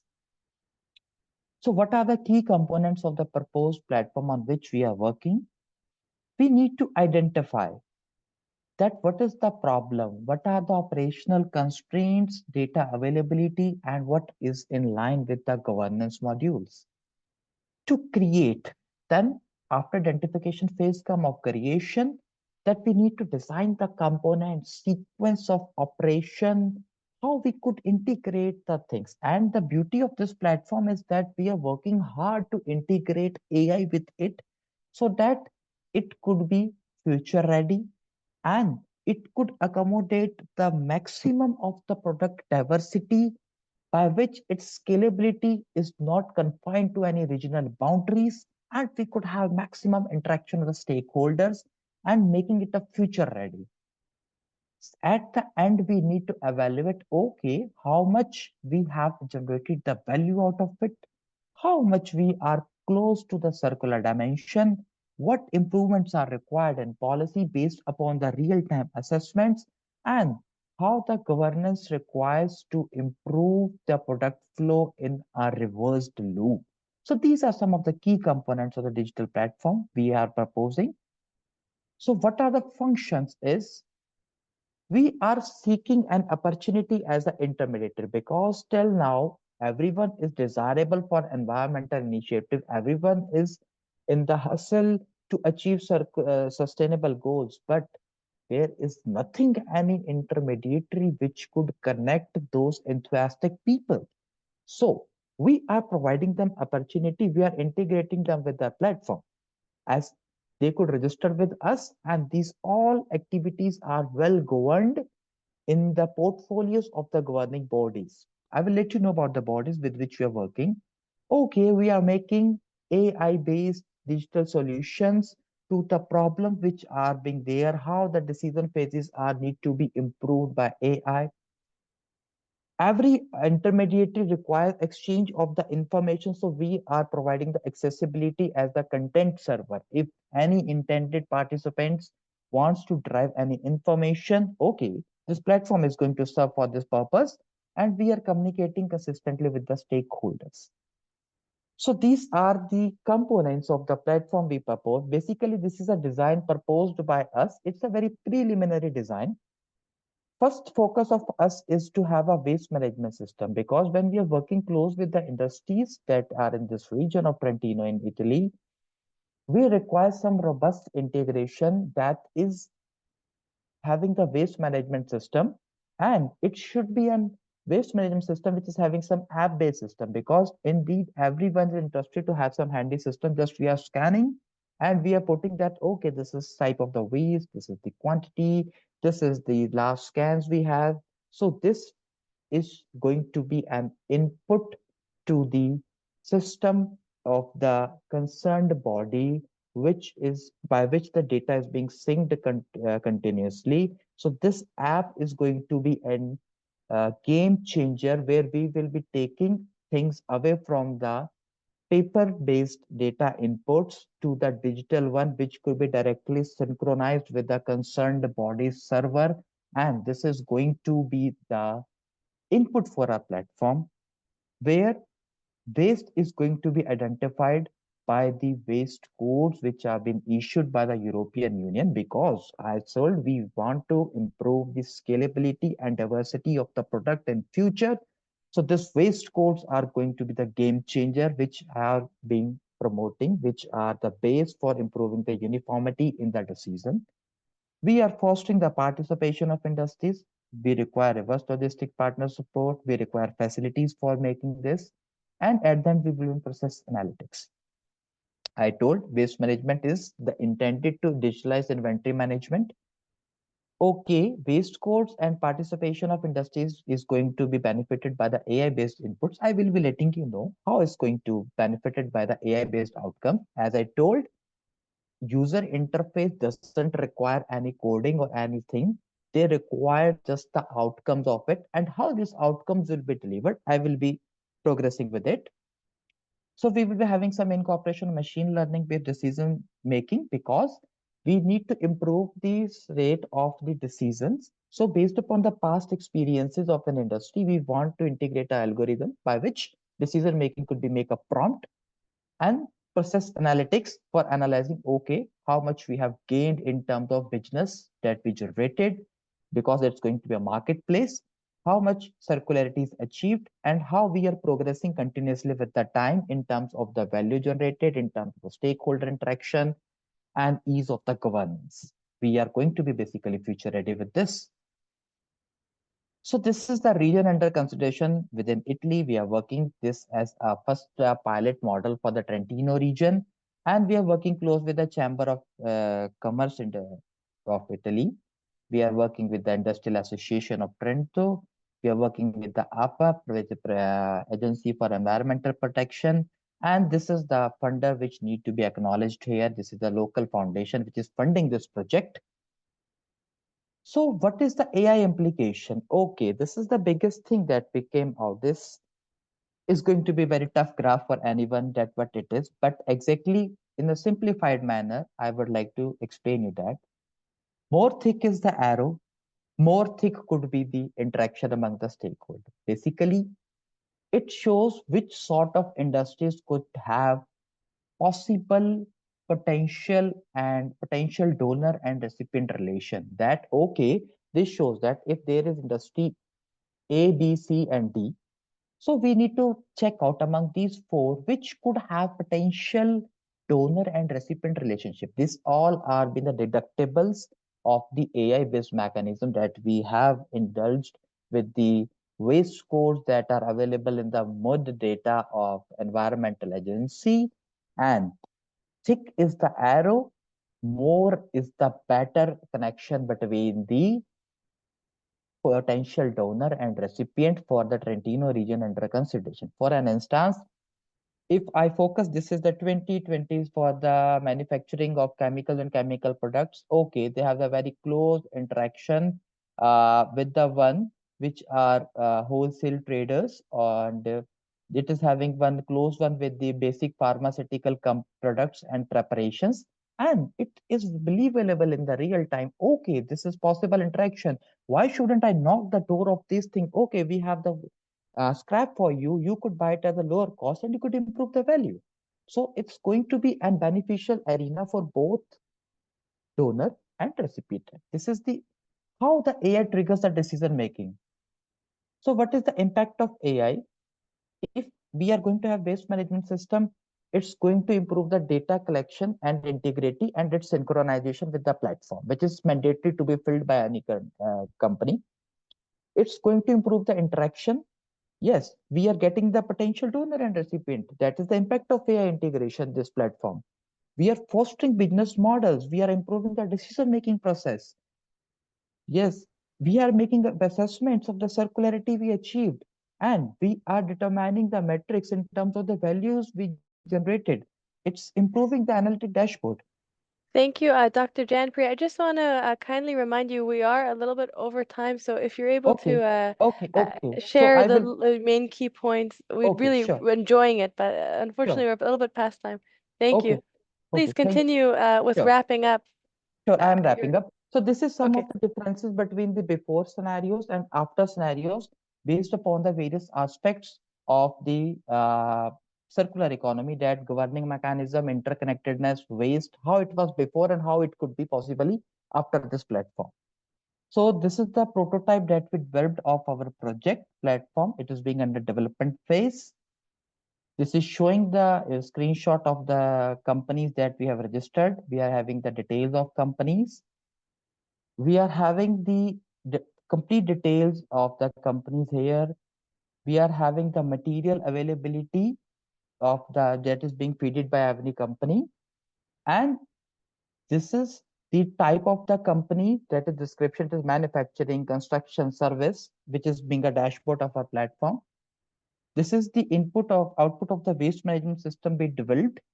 It is a prototype screenshot of that.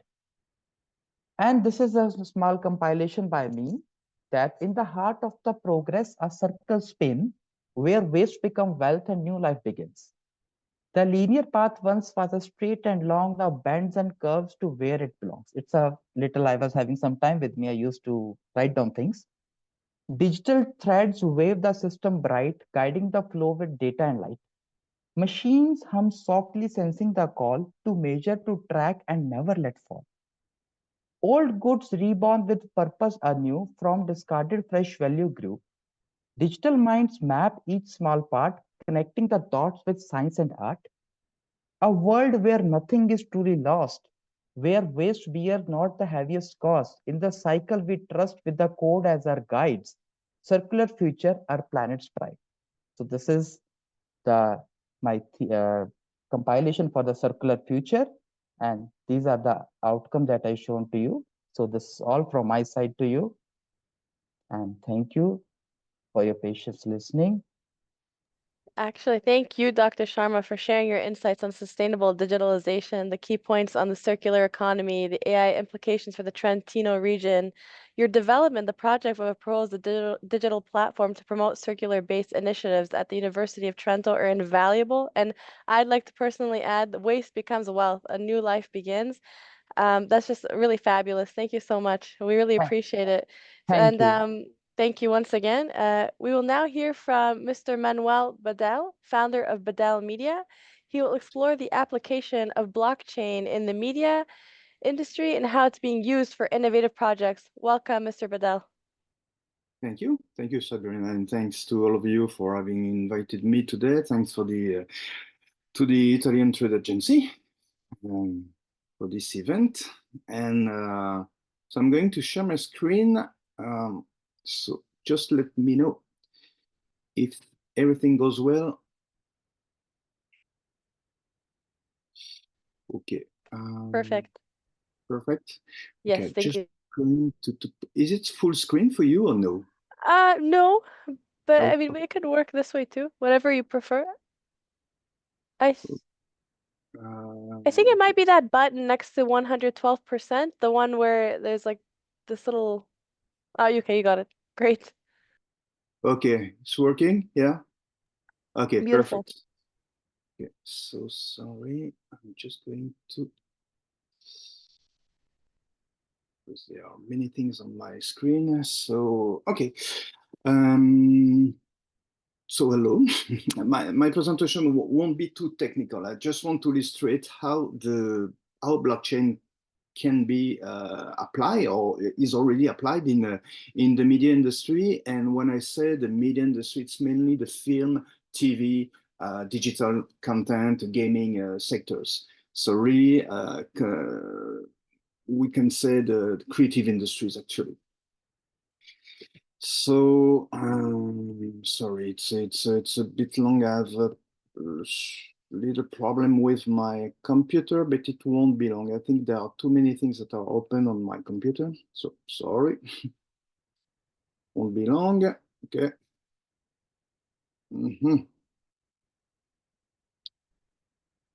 You know, it's always like this. You know, you talk about media, and the media doesn't work. Okay. Okay. So, okay. Sorry. It was a bit long. Sorry. So my name is Manuel Badel, and I'm a media professional, particularly specialized in digital media. I'm a consultant and an entrepreneur too. I'm a former senior advisor and manager at Telefilm Canada, the Canada Media Fund, SODEC, which are the main public institutions that support the film industry, the TV industry. So I've always worked in film, digital media projects, TV, financing, and also I was very involved in different business models and market research, etc., etc. And so I've worked in this industry for over the last maybe 20 years, more than 20 years now. And I could see that there are different issues, challenges for content producers, content creators, distributors, etc. Especially now with the presence or the impact of digital platforms, streaming platforms such as Netflix, of course, or the social media. And 8 years ago, I attended a panel in a conference which was about blockchain. I didn't know what was blockchain. I had already heard about the Bitcoin and cryptocurrencies, but I was not sure about what was blockchain. And I discovered something extremely interesting and of course, interesting. And I thought that it could address some of the issues or challenges that are facing content creators and producers and distributors. So I started I initiated a first project with TFO. TFO is the Francophone broadcaster, which is based in Toronto. And we initiated this first proof of concept in the broadcasting industry in Canada, a kind of smart contract that could manage a TV production. Okay, so really a prototype of how blockchain could help in terms of managing all the relations between the different stakeholders that are involved in the TV production. I also organized with Telefilm Canada and the European film market the first blockchain conference in a major film festival, which was the Berlinale in Berlin. So it was quite successful, very interesting, and gave me good visibility. Of course, in parallel, I was conducting a research that was supported by the Canadian government and was published by the Canada Media Fund and Telefilm, which was about blockchain and the Canadian media industry. A research that is available for free on their websites, by the way. More recently, I started a project which is named Platts.co, which is a blockchain-based IP management system with a possibility of impact scoring. I mean, what I mean by impact is the question of having more sustainability in the media industry, social impact, environmental impact, how this can be scored. So the name of the project, which is being in development, is Platts.co, and I'm also working on Solid Rights. Solid Rights is an AI-based content monetization platform. And since today we are all a little bit Italians, I wanted to start the presentation, I wanted to talk about this gentleman who is Leonardo da Vinci. And you know, when this research was published. So the report I wrote 5 years ago, so it was in 2019. It was published the same day, May 2nd, of the 500th anniversary of the death of not DiCaprio, Leonardo da Vinci. so I thought that was interesting, a good coincidence, because of course Leonardo da Vinci was a great creator and a great engineer. And so I said to myself, well, that could be interesting to talk, to write or to think about the parallel between Leonardo and the blockchain. So I wrote an article that is also available on my LinkedIn profile, and I wanted to see what would have done Leonardo da Vinci with the blockchain? This was my question. So very quickly, just to summarize, essentially 3 applications. So first of all, he could have authenticated his work on the blockchain. So he could have registered his work on the blockchain, because many drawings, ideas, documents, findings that are available now, we were not sure that they all come from Leonardo da Vinci, and maybe we lost a lot of them. So it could have been interesting to authenticate his work on the blockchain. Second application, he was, of course, very creative, very active, with many ideas, but like anyone, he didn't have the time to materialize everything, of course, and maybe he didn't have the technologies and the resources to do it. So maybe he could have licensed some of his ideas to other engineers and artists who could have helped him concretize all these ideas and concepts. So with the respect of the IP, by registering everything on the blockchain and generating different licenses to other engineers and artists. Third thing, since he was an artist, he was a creator, of course, everything was experimental, and everything is a question of money in life. So, of course, he had the patronage and the support from the different families and kings, of course, but he could have crowdfunded his research, his works, his creations. He could have tokenized part of this work and have the general public investing or supporting his work. So let's imagine that your ancestors would have supported a tokenized Mona Lisa. You could see what would be the value now. It's because, in a certain way, everything is a question of token in blockchain. So a token is the materialization of a smart contract, and a token represents rights and features that are related to an asset. So in the media industry, when I conducted this research a few years ago, I decided to divide into the main categories of application of blockchain and tokenization in the industry. The first one is related to information system and processes and efficiencies of these information systems. So the question of authenticating people, creators, for instance, so with digital certificates, digital identity. The other aspect is monitoring and reporting, because of course it is an industry that is based on rights, on the possibility of doing something or of monetizing something. So rights management is important, and of course recoupment of investment, public investors, private investors, they want to be sure that they will recoup their investments. The other aspect is business models, because this industry is essentially based on projects. So every time a new film, a new TV series is a new project. So you have to collaborate, you have to streamline processes, you have to collaborate with new partners.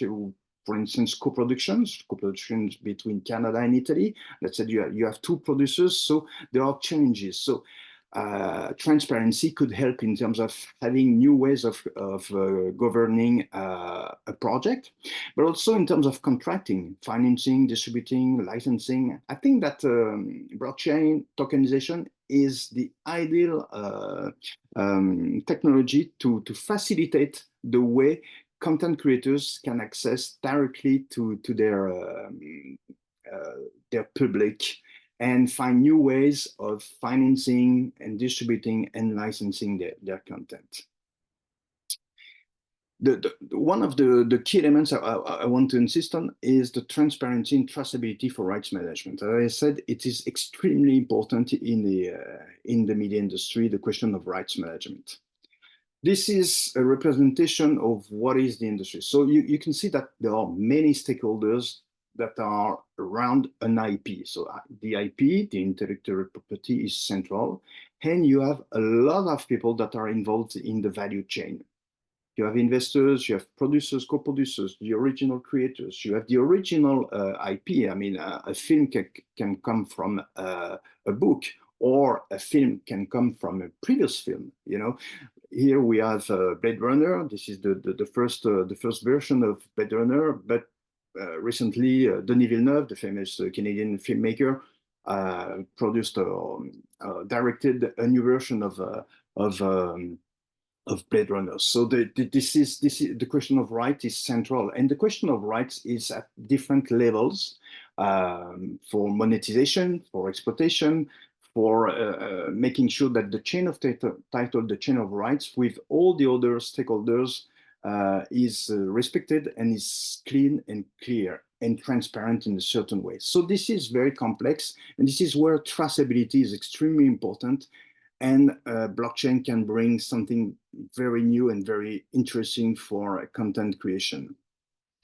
What I did with Platts.co, with my team, we developed what we call a data room. A data room is, this is paradox because we talk about decentralization, but it's a way to centralize the information, but we decentralize the way people can access this information. So the objective of Platts and this data room is to tokenize the different assets that are related to an IP.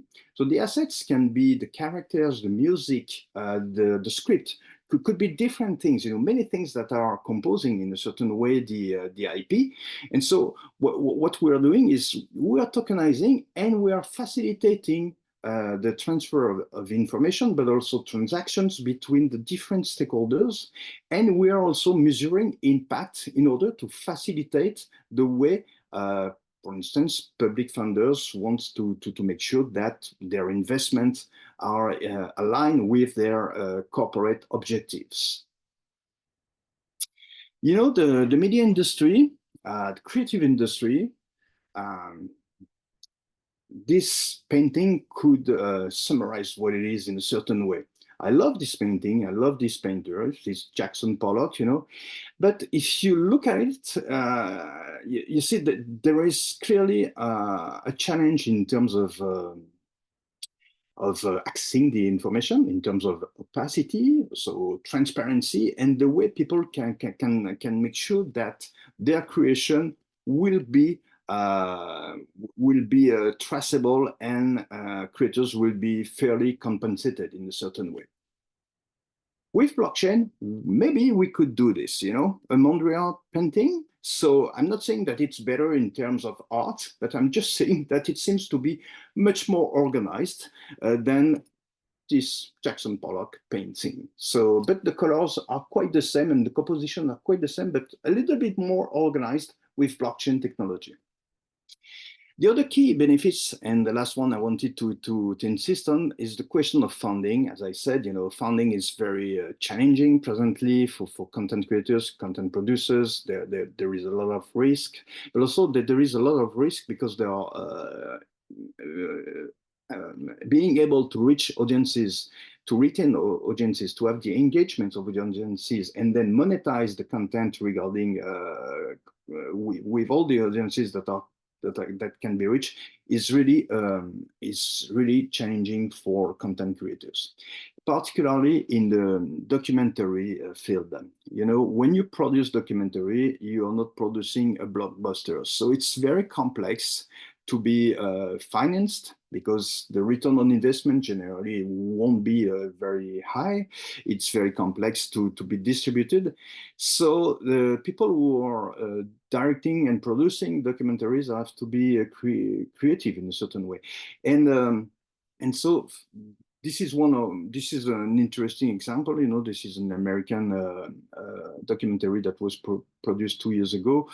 We Are as Gods, and the producers, they decided to to involve their community of fans, you know, because documentaries are also very related, a question of community of interest. I mean, the people are interested in a certain cause or in a certain topic, and maybe they will be more interested in supporting this cause, and particularly a documentary that could talk about this cause or this topic, particular topic. So they decided to invite their potential public to invest in the film itself. So there are backers, and different backers had different goodies in a certain way, or rewards, because they supported the movie, and they could access different different gifts in a certain way, and become investor in the production itself, in the film itself. Another example, very interesting, because it's the Coppola family. So we're we're in a certain way still in Italy, I would say. But the Coppola family, with some people in the tech industry, they started they initiated decentralized pictures. Decentralized picture is a new way to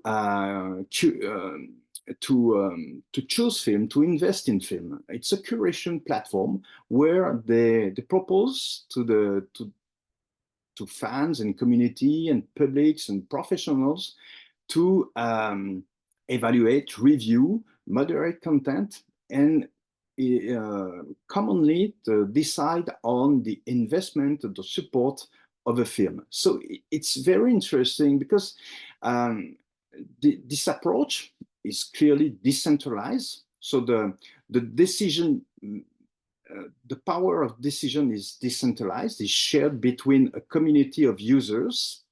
So people access to film credit tokens. So with these tokens, they can decide, evaluate. They have different type of power, and so they are compensated for their contribution. And of course, they can become part of this journey in producing a movie.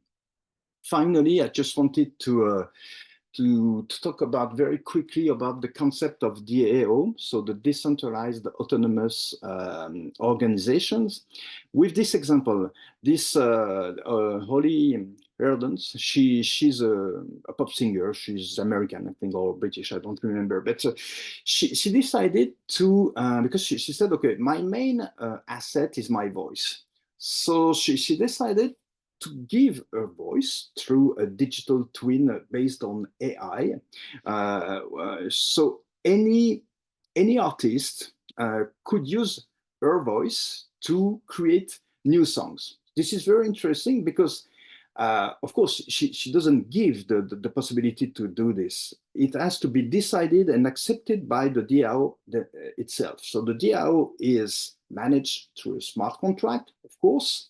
So all the people who acquire tokens that are related to this DAO, so they will have different rights, and they will decide if the proposal from an artist for a new song is acceptable or no. So together, all the members of the DAO, essentially they are fans themselves of the artist, they will decide on the licensing, the ownership, the way this asset can be managed and can be monetized, and they have a financial, in a certain way, a financial compensation, of course, of being part of this kind of system.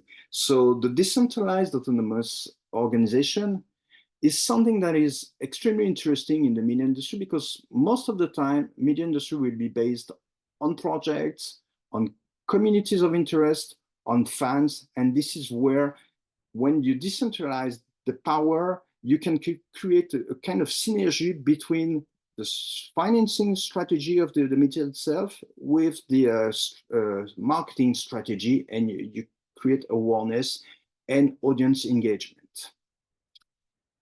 So thank you very much for your attention. This was a short overview of what can be possible and what is done presently in the media industry with blockchain. Thanks. Thank you so much, Mr. Badel. We found it fascinating how blockchain can connect content creators with their audience, investors, offering innovative solutions for licensing, funding, ensuring fair compensation for co-producers. I thought that was very cool. Thank you so much. I really enjoyed. The next panelist we have, no problem, is Davide Costa, CEO of Food Chain SPA. He will present an overview of the TrackIT platform, a blockchain initiative started by the Italian Trade Agency 2 years ago, specifically he will focus more on the Italian food industry as well. It's a pleasure to have you here, Davide. The floor is yours. Thank you very much. Thank you to Italian Trade Agency and to all of you to invite me for this amazing journey, amazing speakers. And I'm starting now sharing my screen. Okay. Okay. I'm so sorry, Mr. Costa. Are you able to increase the volume? I'm hearing it a little bit muffled. Please. I'm not sure about that. Thank you so much. You don't hear me very well? No, now I do. Perfect. Okay. Earlier, a little bit, no. Nothing changed. Okay. Okay. So basically, Food Chain is a company, is a Web3 company that is one of the service provider of the TrackIT project. That is an initiative of Italian trade agencies, and is one among 10 service provider that participated in the project. So today I will show you the basic principle behind that. And first of all, as anticipated, Food Chain is a Web3 application. So we are talking about distributed ledger technology, blockchain, and also distributed file system. So those are the tools that we need to provide a platform, a digital platform that is suitable for supply chain management and data integrity and traceability.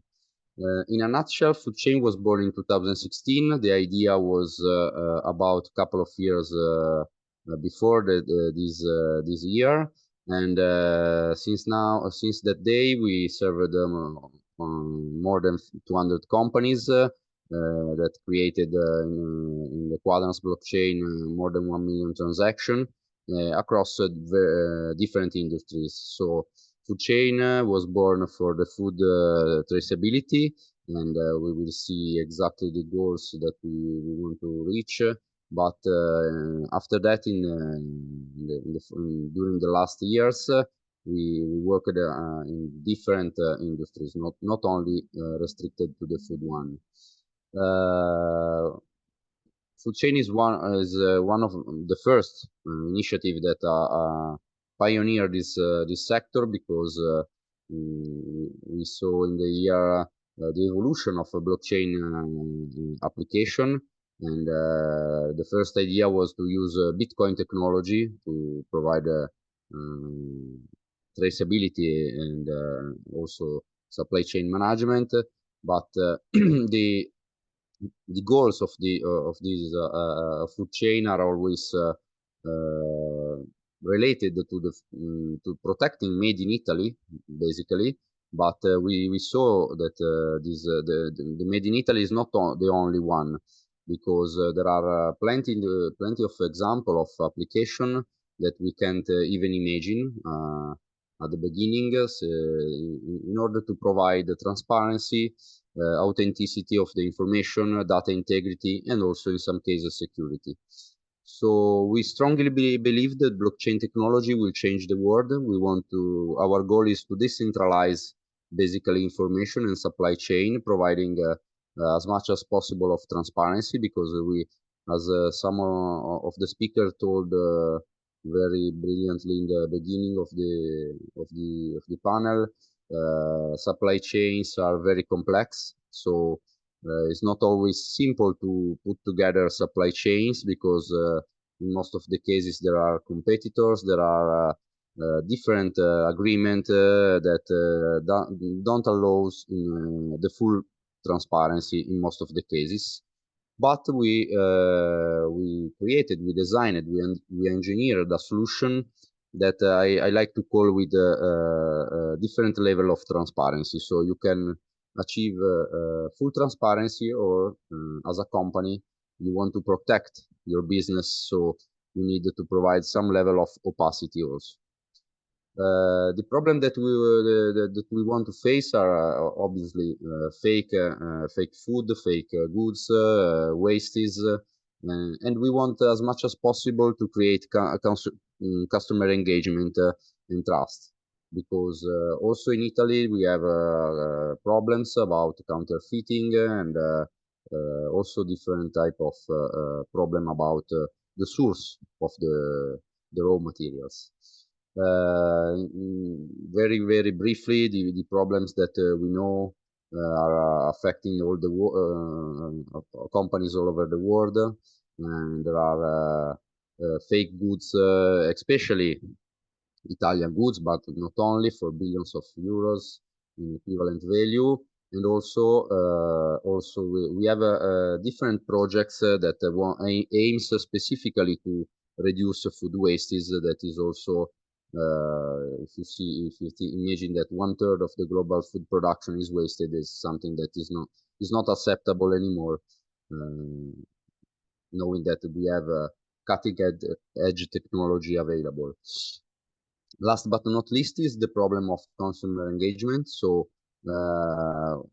we, as an Italian, I know that if I want to know about the food that I eat or something else, it's a different story. But our product has been made specifically for Italian companies that want to sell their products outside of Italy.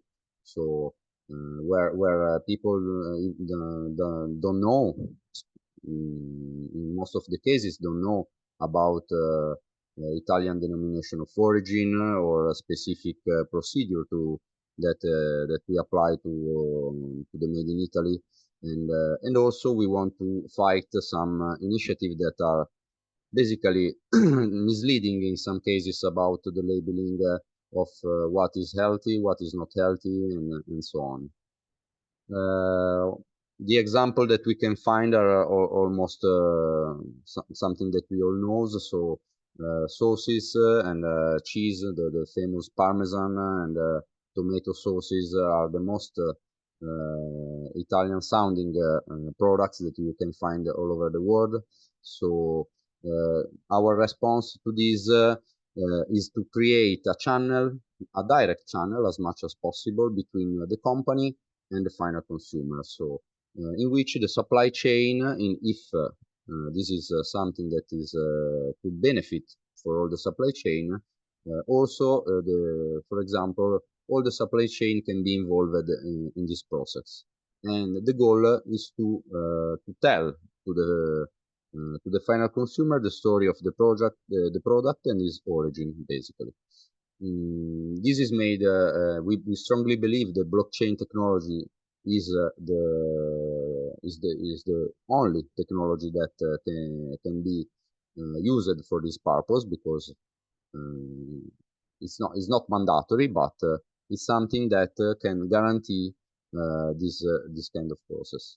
We do this using a layer 1 blockchain technology, which is now Quadrant's blockchain, but food chain can be blockchain agnostic, so we can basically plug in any kind of Ethereum-like blockchain. So there are plenty of them in the world, and we provide to company accessibility to the blockchain. So our goal is to provide both to the company and also obviously to the final consumer, and we will see an example at the end, the facilitation to use and to access blockchain technology, because it's still something that is not so easy to do for small and medium industries. We are able, the capabilities of the platform is to go to provide end-to-end from farm to fork traceability. So This is just a brief simplification of all the information that can be stored in the platform. And the most important thing is the final result. So within the TrackIT project, but also in all the project that we conducted during the last year, the final goal is to create a QR code or an NFC or any kind of physical support that can be linked directly to an on-chain, so an on-chain information. So the entry point in the blockchain directly inside the QR code that can be the access point for the information and the story of the product. This can be done also merging information. So if we have a complex supply chain, we are able to provide different way to merge information. So for example, if we have some supplier about the packaging and other supplier that provide information within the raw materials, this can be merged together and be used as a basic information for the final product. So this is basically the basic principle. The most important thing, because it's a topic that has been addressed before, and I strongly agree with that, and is the privacy level of the information. Also in the TrackIT project, we envisioned already that company cannot unveil their secrets. So there are different type of information that can be useful for the company itself. This information will be private. For the supply chain, so this information will be shared among all the supply chain or specific company inside the supply chain, or this information can be made public. So the final consumer can also third parties can any kind of third parties can access this information. Now dipping inside the TrackIT project, which is from our perspective a very successful example of public initiative that has been carried out by a private company, a different private company. Summarizing, after almost 18 months of project, we have onboarded 46 companies in different industries. 10% of them are in the textile industry, and almost 80% are in the food sector. The remaining 10% is differentiated between other kind of industry, which can be pharmaceutical or design or but they are a very small part of them. The goals obviously is protecting the made in Italy, providing the origin of the products and providing information about sustainability. We are now in the phase of the project in which we are collecting. That is also a key point that has been highlighted during this interesting panel of the analytics. So once the company are able in a very short time, you can imagine that a QR code can be created in 5 minutes by a simple data entry process, or can be even faster using software integration with the platform. And now we are in the phase in which we are collecting analytics. So we want to the goal of this phase, which is the most important one, is to provide a value, a very important thing. So to provide the value of the product that we are selling to the companies. So basically, we are trying to understand and convert the time that a user spend reading information about the product. So we can imagine that you can scan a QR code and you spend some time reading information.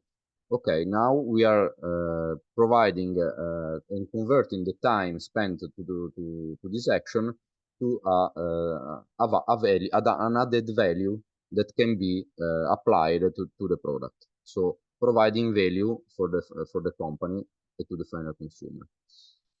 These are a couple of examples that I want to show you, but I want to focus on the Grotta Stella DOP example. I've already, I don't know if you can see the QR, if the screen has changed, but hopefully. QR codes, right? Yeah, can you see? Yeah, yes. Okay, so I'm now simulating the scan of the QR code. So as you can see, okay, in this moment, we are loading the element in the blockchain because each pieces of information, as I told before, can be private, shared, or public. So the application here, the web application is loading only the public information because the other kind of information are stored in the blockchain, but in a private way. So we can only the hash of the information is stored in blockchain. And thanks to IPFS, which is another distributed ledger technology, specifically a distributed hash table, we can retrieve the images and all the media that can be that the company decided to provide here. So in this case, we are seeing an olive oil, which is a DOP. So the raw material are very simple. So this is a basic information. We can see immediately the provenance. So we are talking about an olive oil that is from Sicily. The company decided to provide DOP information, and as you can see, the QR code is already translated directly in the target language of the web browser, so it's very simple for any kind of user to see this information. These are the summary of the blockchain transaction, but I don't want to spend too much time. And this is the action that we want to provide. So the user would directly go to the e-commerce of the company and shop the product. So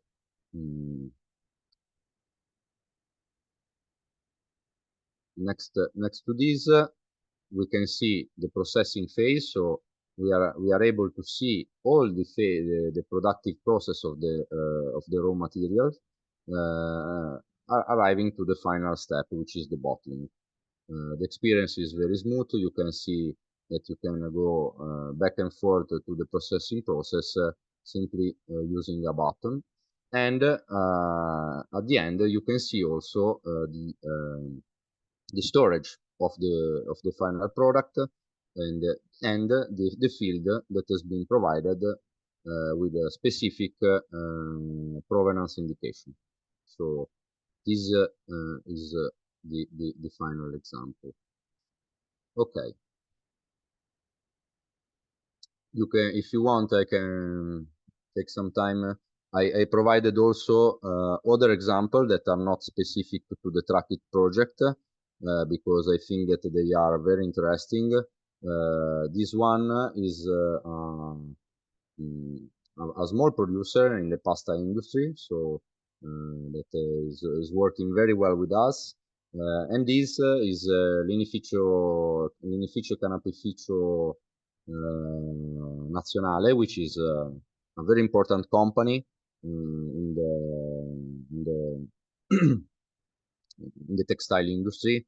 And this is a very good example because you can see, scanning this QR code, you can see multi-step supply chain because different companies provided information to the final result. And okay, if you have some question, I'm available. Thank you so much, Mr. Costa. Really, that was a really great information. We appreciated you guiding us towards the processes. I'd like to give the floor quickly to our colleague in Rome at headquarters, Mr. Emanuele Salvati, who will share a brief clip about the TrackIT blockchain platform. It's a minute and 19 seconds. Please bear with us, and we'll quickly proceed from there. Thank you. And thanks again, Dr. Costa.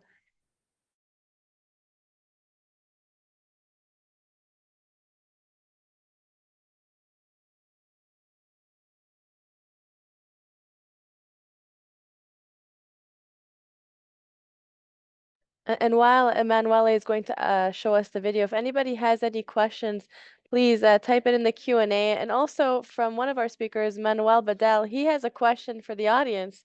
If there's any creative and media industry companies out there, please, if you're interested, drop down your name so you guys can have a conversation. Thank you. TrackIT Blockchain is the innovative project led by the Italian trade agency that transforms the concept of traceability for made-in-Italy products through the cutting-edge blockchain technology. Participating companies use TrackIT to meticulously trace their products and supply chains, ensuring unparalleled transparency and authenticity throughout. Through blockchain's trustworthy verification mechanisms, information such as product's origin and production processes undergoes rigorous examination, strengthening trust among consumers.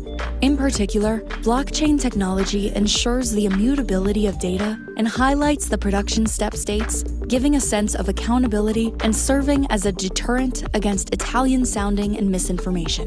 This groundbreaking approach not only enhances the reputation of competitiveness of products, but also resonates with consumers increasingly prioritizing transparency in their purchasing decisions. Furthermore, foreign buyers seeking blockchain-tracked Italian excellence can easily identify potential business partners through TrackIT Company's showcase, categorized by sector or product type. Come discover the authentic Made in Italy with TrackIT Blockchain. Thank you so much for sharing, Emanuele. And then we have one more speaker that we mentioned earlier, Jade Alberts. It's a quick few minutes. He's going to just share with us now about the Canadian Blockchain Consortium. Thank you guys for your patience. It's a really interesting webinar. We have great panelists. Good morning, everybody, and my name is Jade Alberts, and I am the Vice President of the Canadian Blockchain Consortium. I am excited to be here today to talk a little bit about us, but first of all, I really want to thank the Italian Trade Agency of Canada for giving us this opportunity to tell you guys a little bit more. I am a big networker, so I'm not going to get into too much about my history, but it was great to run into them at the Futurist conference in Toronto. And of course, if you're not out there networking, you're not out there meeting people. So again, thank you so much. And yeah, let's dive into a little bit about the Blockchain Consortium. You know, we were founded originally as the Alberta Blockchain Consortium and quickly realized and evolved into the Canadian Blockchain Consortium because we really saw a need to unite the country's diverse community of blockchain technologies owners, developers, adopters, and you know, those interested in the technology's transformative potential. You know, over the next few years, we spent a lot of time educating, raising awareness about the blockchain industry, bringing to talking about the economic value, the social value, and obviously a way to do that was putting on high-profile events across the country. You know, even last year we hosted 16 events across Canada from Newfoundland all the way to Vancouver. So we're coast to coast. We love partnering with people. We love, being inclusive. We love bringing everybody together. We love people sharing their knowledge. And it doesn't matter, what your background is. This is something that, we really pride ourselves in. A little bit about, how we operate, other than the fact that, the Kalea, our founder, who is a powerhouse and unbelievable driver of the success of this organization, we have found that inclusiveness and that strength of bringing everybody together and putting everybody in the same room has been extremely powerful.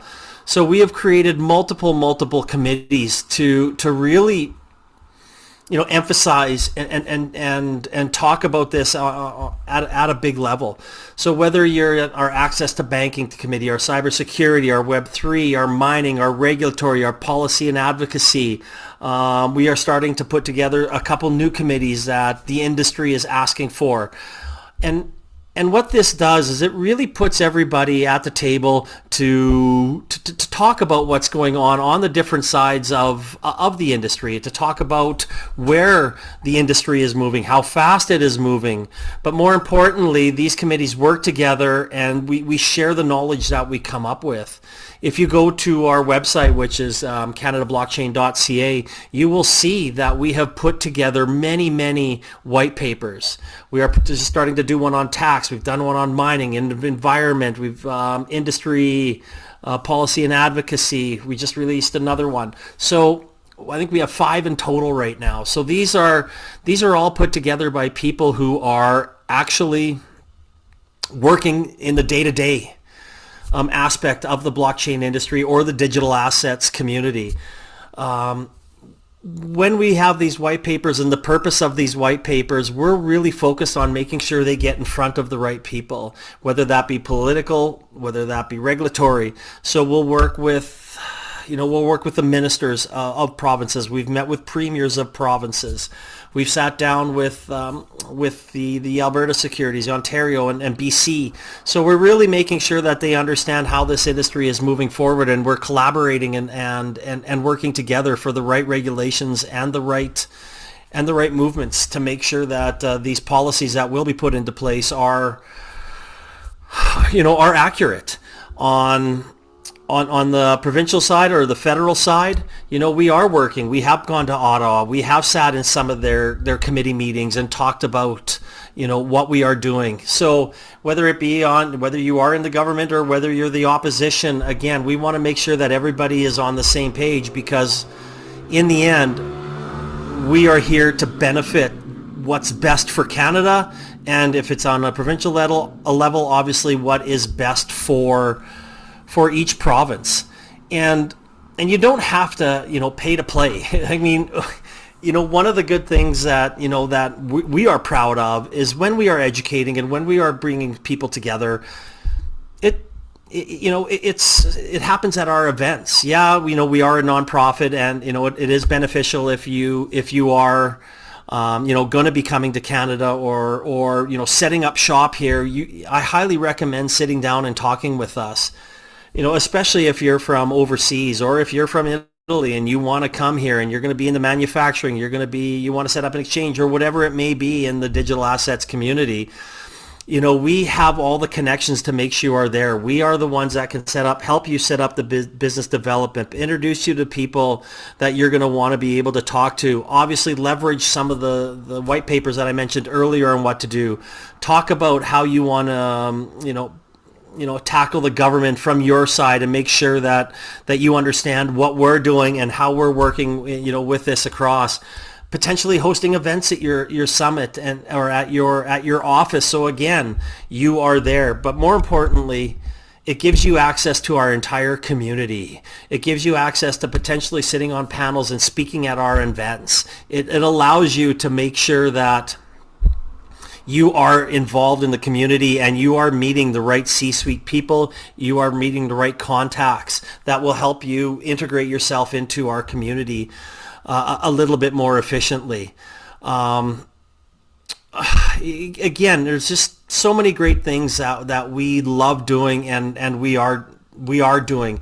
Moving forward, our organization has evolved, immensely in the last, 7-ish years. We do have some great events coming up here for the rest of the year. I believe we're doing another trade mission. So this will be our 5th trade mission. We just finished one here in July where we brought together 71 delegates from all around North America, had a government relation day, had our premier, the Honorable Danielle Smith, and 5 other ministers at this meeting where we can have a Q&A and have a sit down. So you are hearing it right from the people who are making the decisions in government. We are going to be going down to Texas again and talking to them, meeting with some of their politicians, meeting with the Texas Blockchain Council, again, making sure that people understand. If you need access to, into Washington or into DC, we have Dan and the Washington Blockchain, the US Blockchain Association. So we are very tapped into what we're doing, and to be quite honest, Canada is, in my opinion, in our opinion, viewed as an industry leader. Kalea has spoken at events all over the world, in England, in Italy, in Switzerland, the Bahamas, in Bermuda. This is something that we are definitely, wanting to share our knowledge, share what we're doing.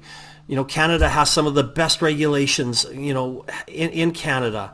So whether that be if you're wanting something, an introduction to Tetra or to Balance or any other trust type company, we have the people that have gone and publicly traded, whether it be through an ETF or an ATM company. So again, these are things and knowledge that you can tap into in these introductions if you're looking to come into Canada, that we can definitely help you with. I might be rambling here a little bit, but in the end,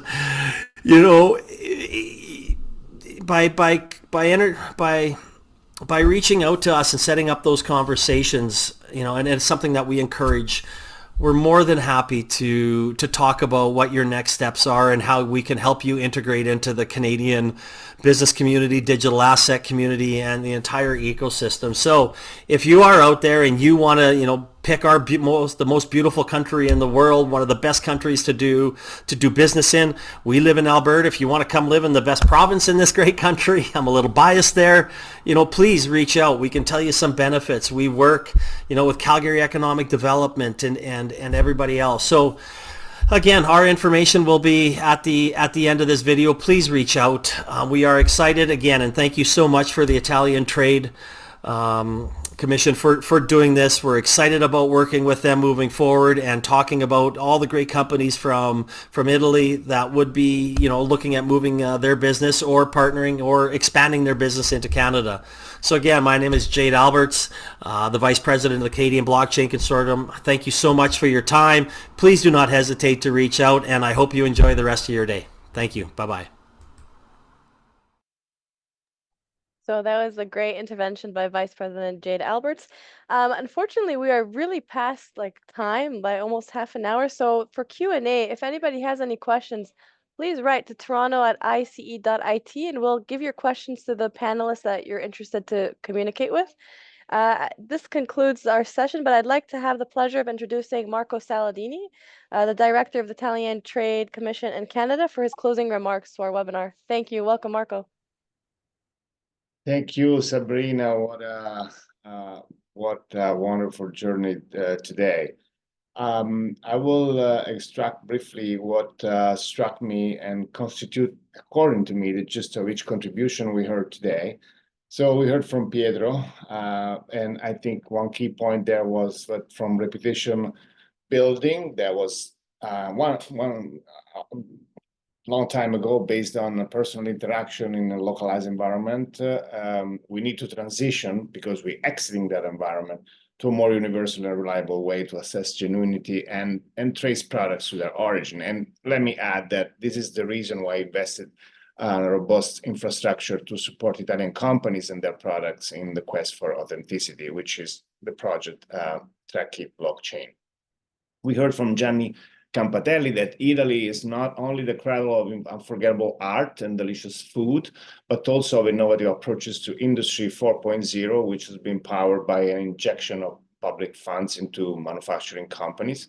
And so blockchain technologies, along with several other ones, are being developed in Italy through partnerships between companies and service providers in universities, research centers, and the like. So flexibility and attention to social and human factors are key when implementing innovative solutions. From Henry Kim, we heard that failure or slow development of prominent ventures trying to use blockchain technology in non-financial industries points to the need of some funding to build the infrastructure.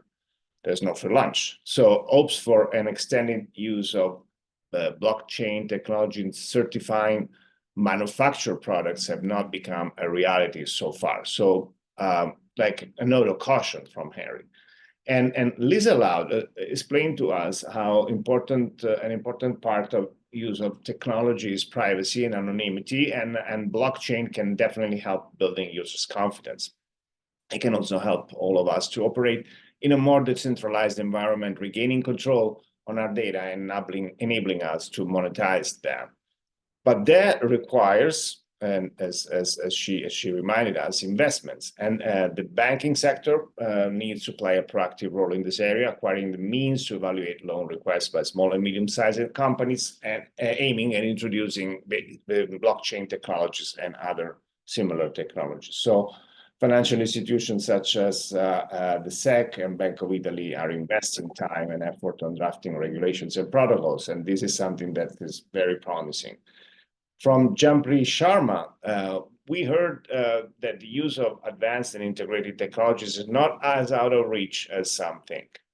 Actually, a comprehensive scheme about handling material flows in a more sustainable ways is being developed in Trentino by a research team, which is making extensive use of artificial intelligence and blockchain technologies to organize material flows and monitor them in a circular economy fashion.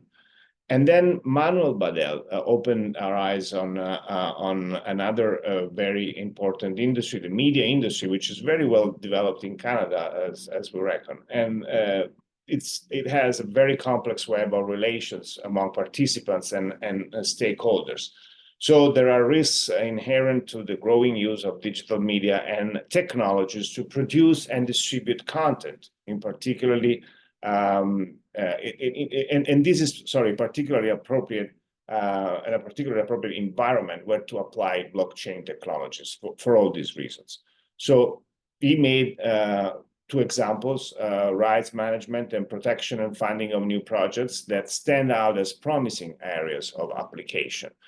And we came then to Davide Costa, who illustrated a practical application of blockchain technologies to the protection and promotion of Italian consumer products.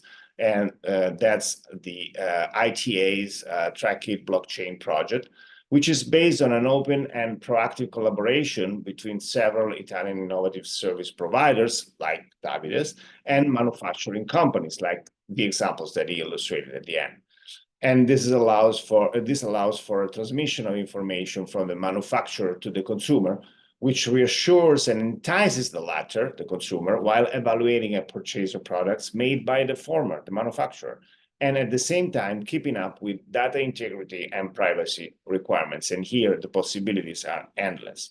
Finally, Jade Alberts introduced us to a Canadian blockchain consortium, the inner workings of one of the most relevant body bringing together stakeholders and particularly companies in different industries were illustrated.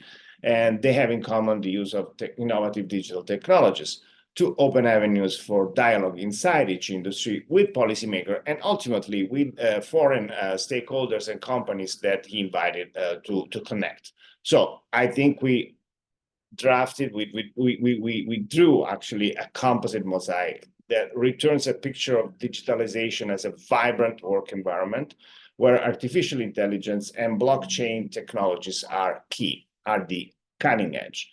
TrackIT blockchain, with its 500 companies which in 18 months certify their processes, and can be found in a colorful and informative directory which appeals to consumers but also constitutes one of the biggest experiments in applying BC technologies to trade promotion, is a very, very strong use case.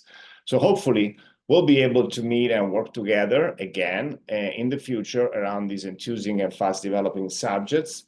Please consider our 3 offices in Toronto, Montreal, and Vancouver at your disposal to open avenues between Canada and Italy. And I would like to thank again Pietro Goglia for his leadership, Sabrina Osmani for her moderation efforts, and also all the contributors to today's session.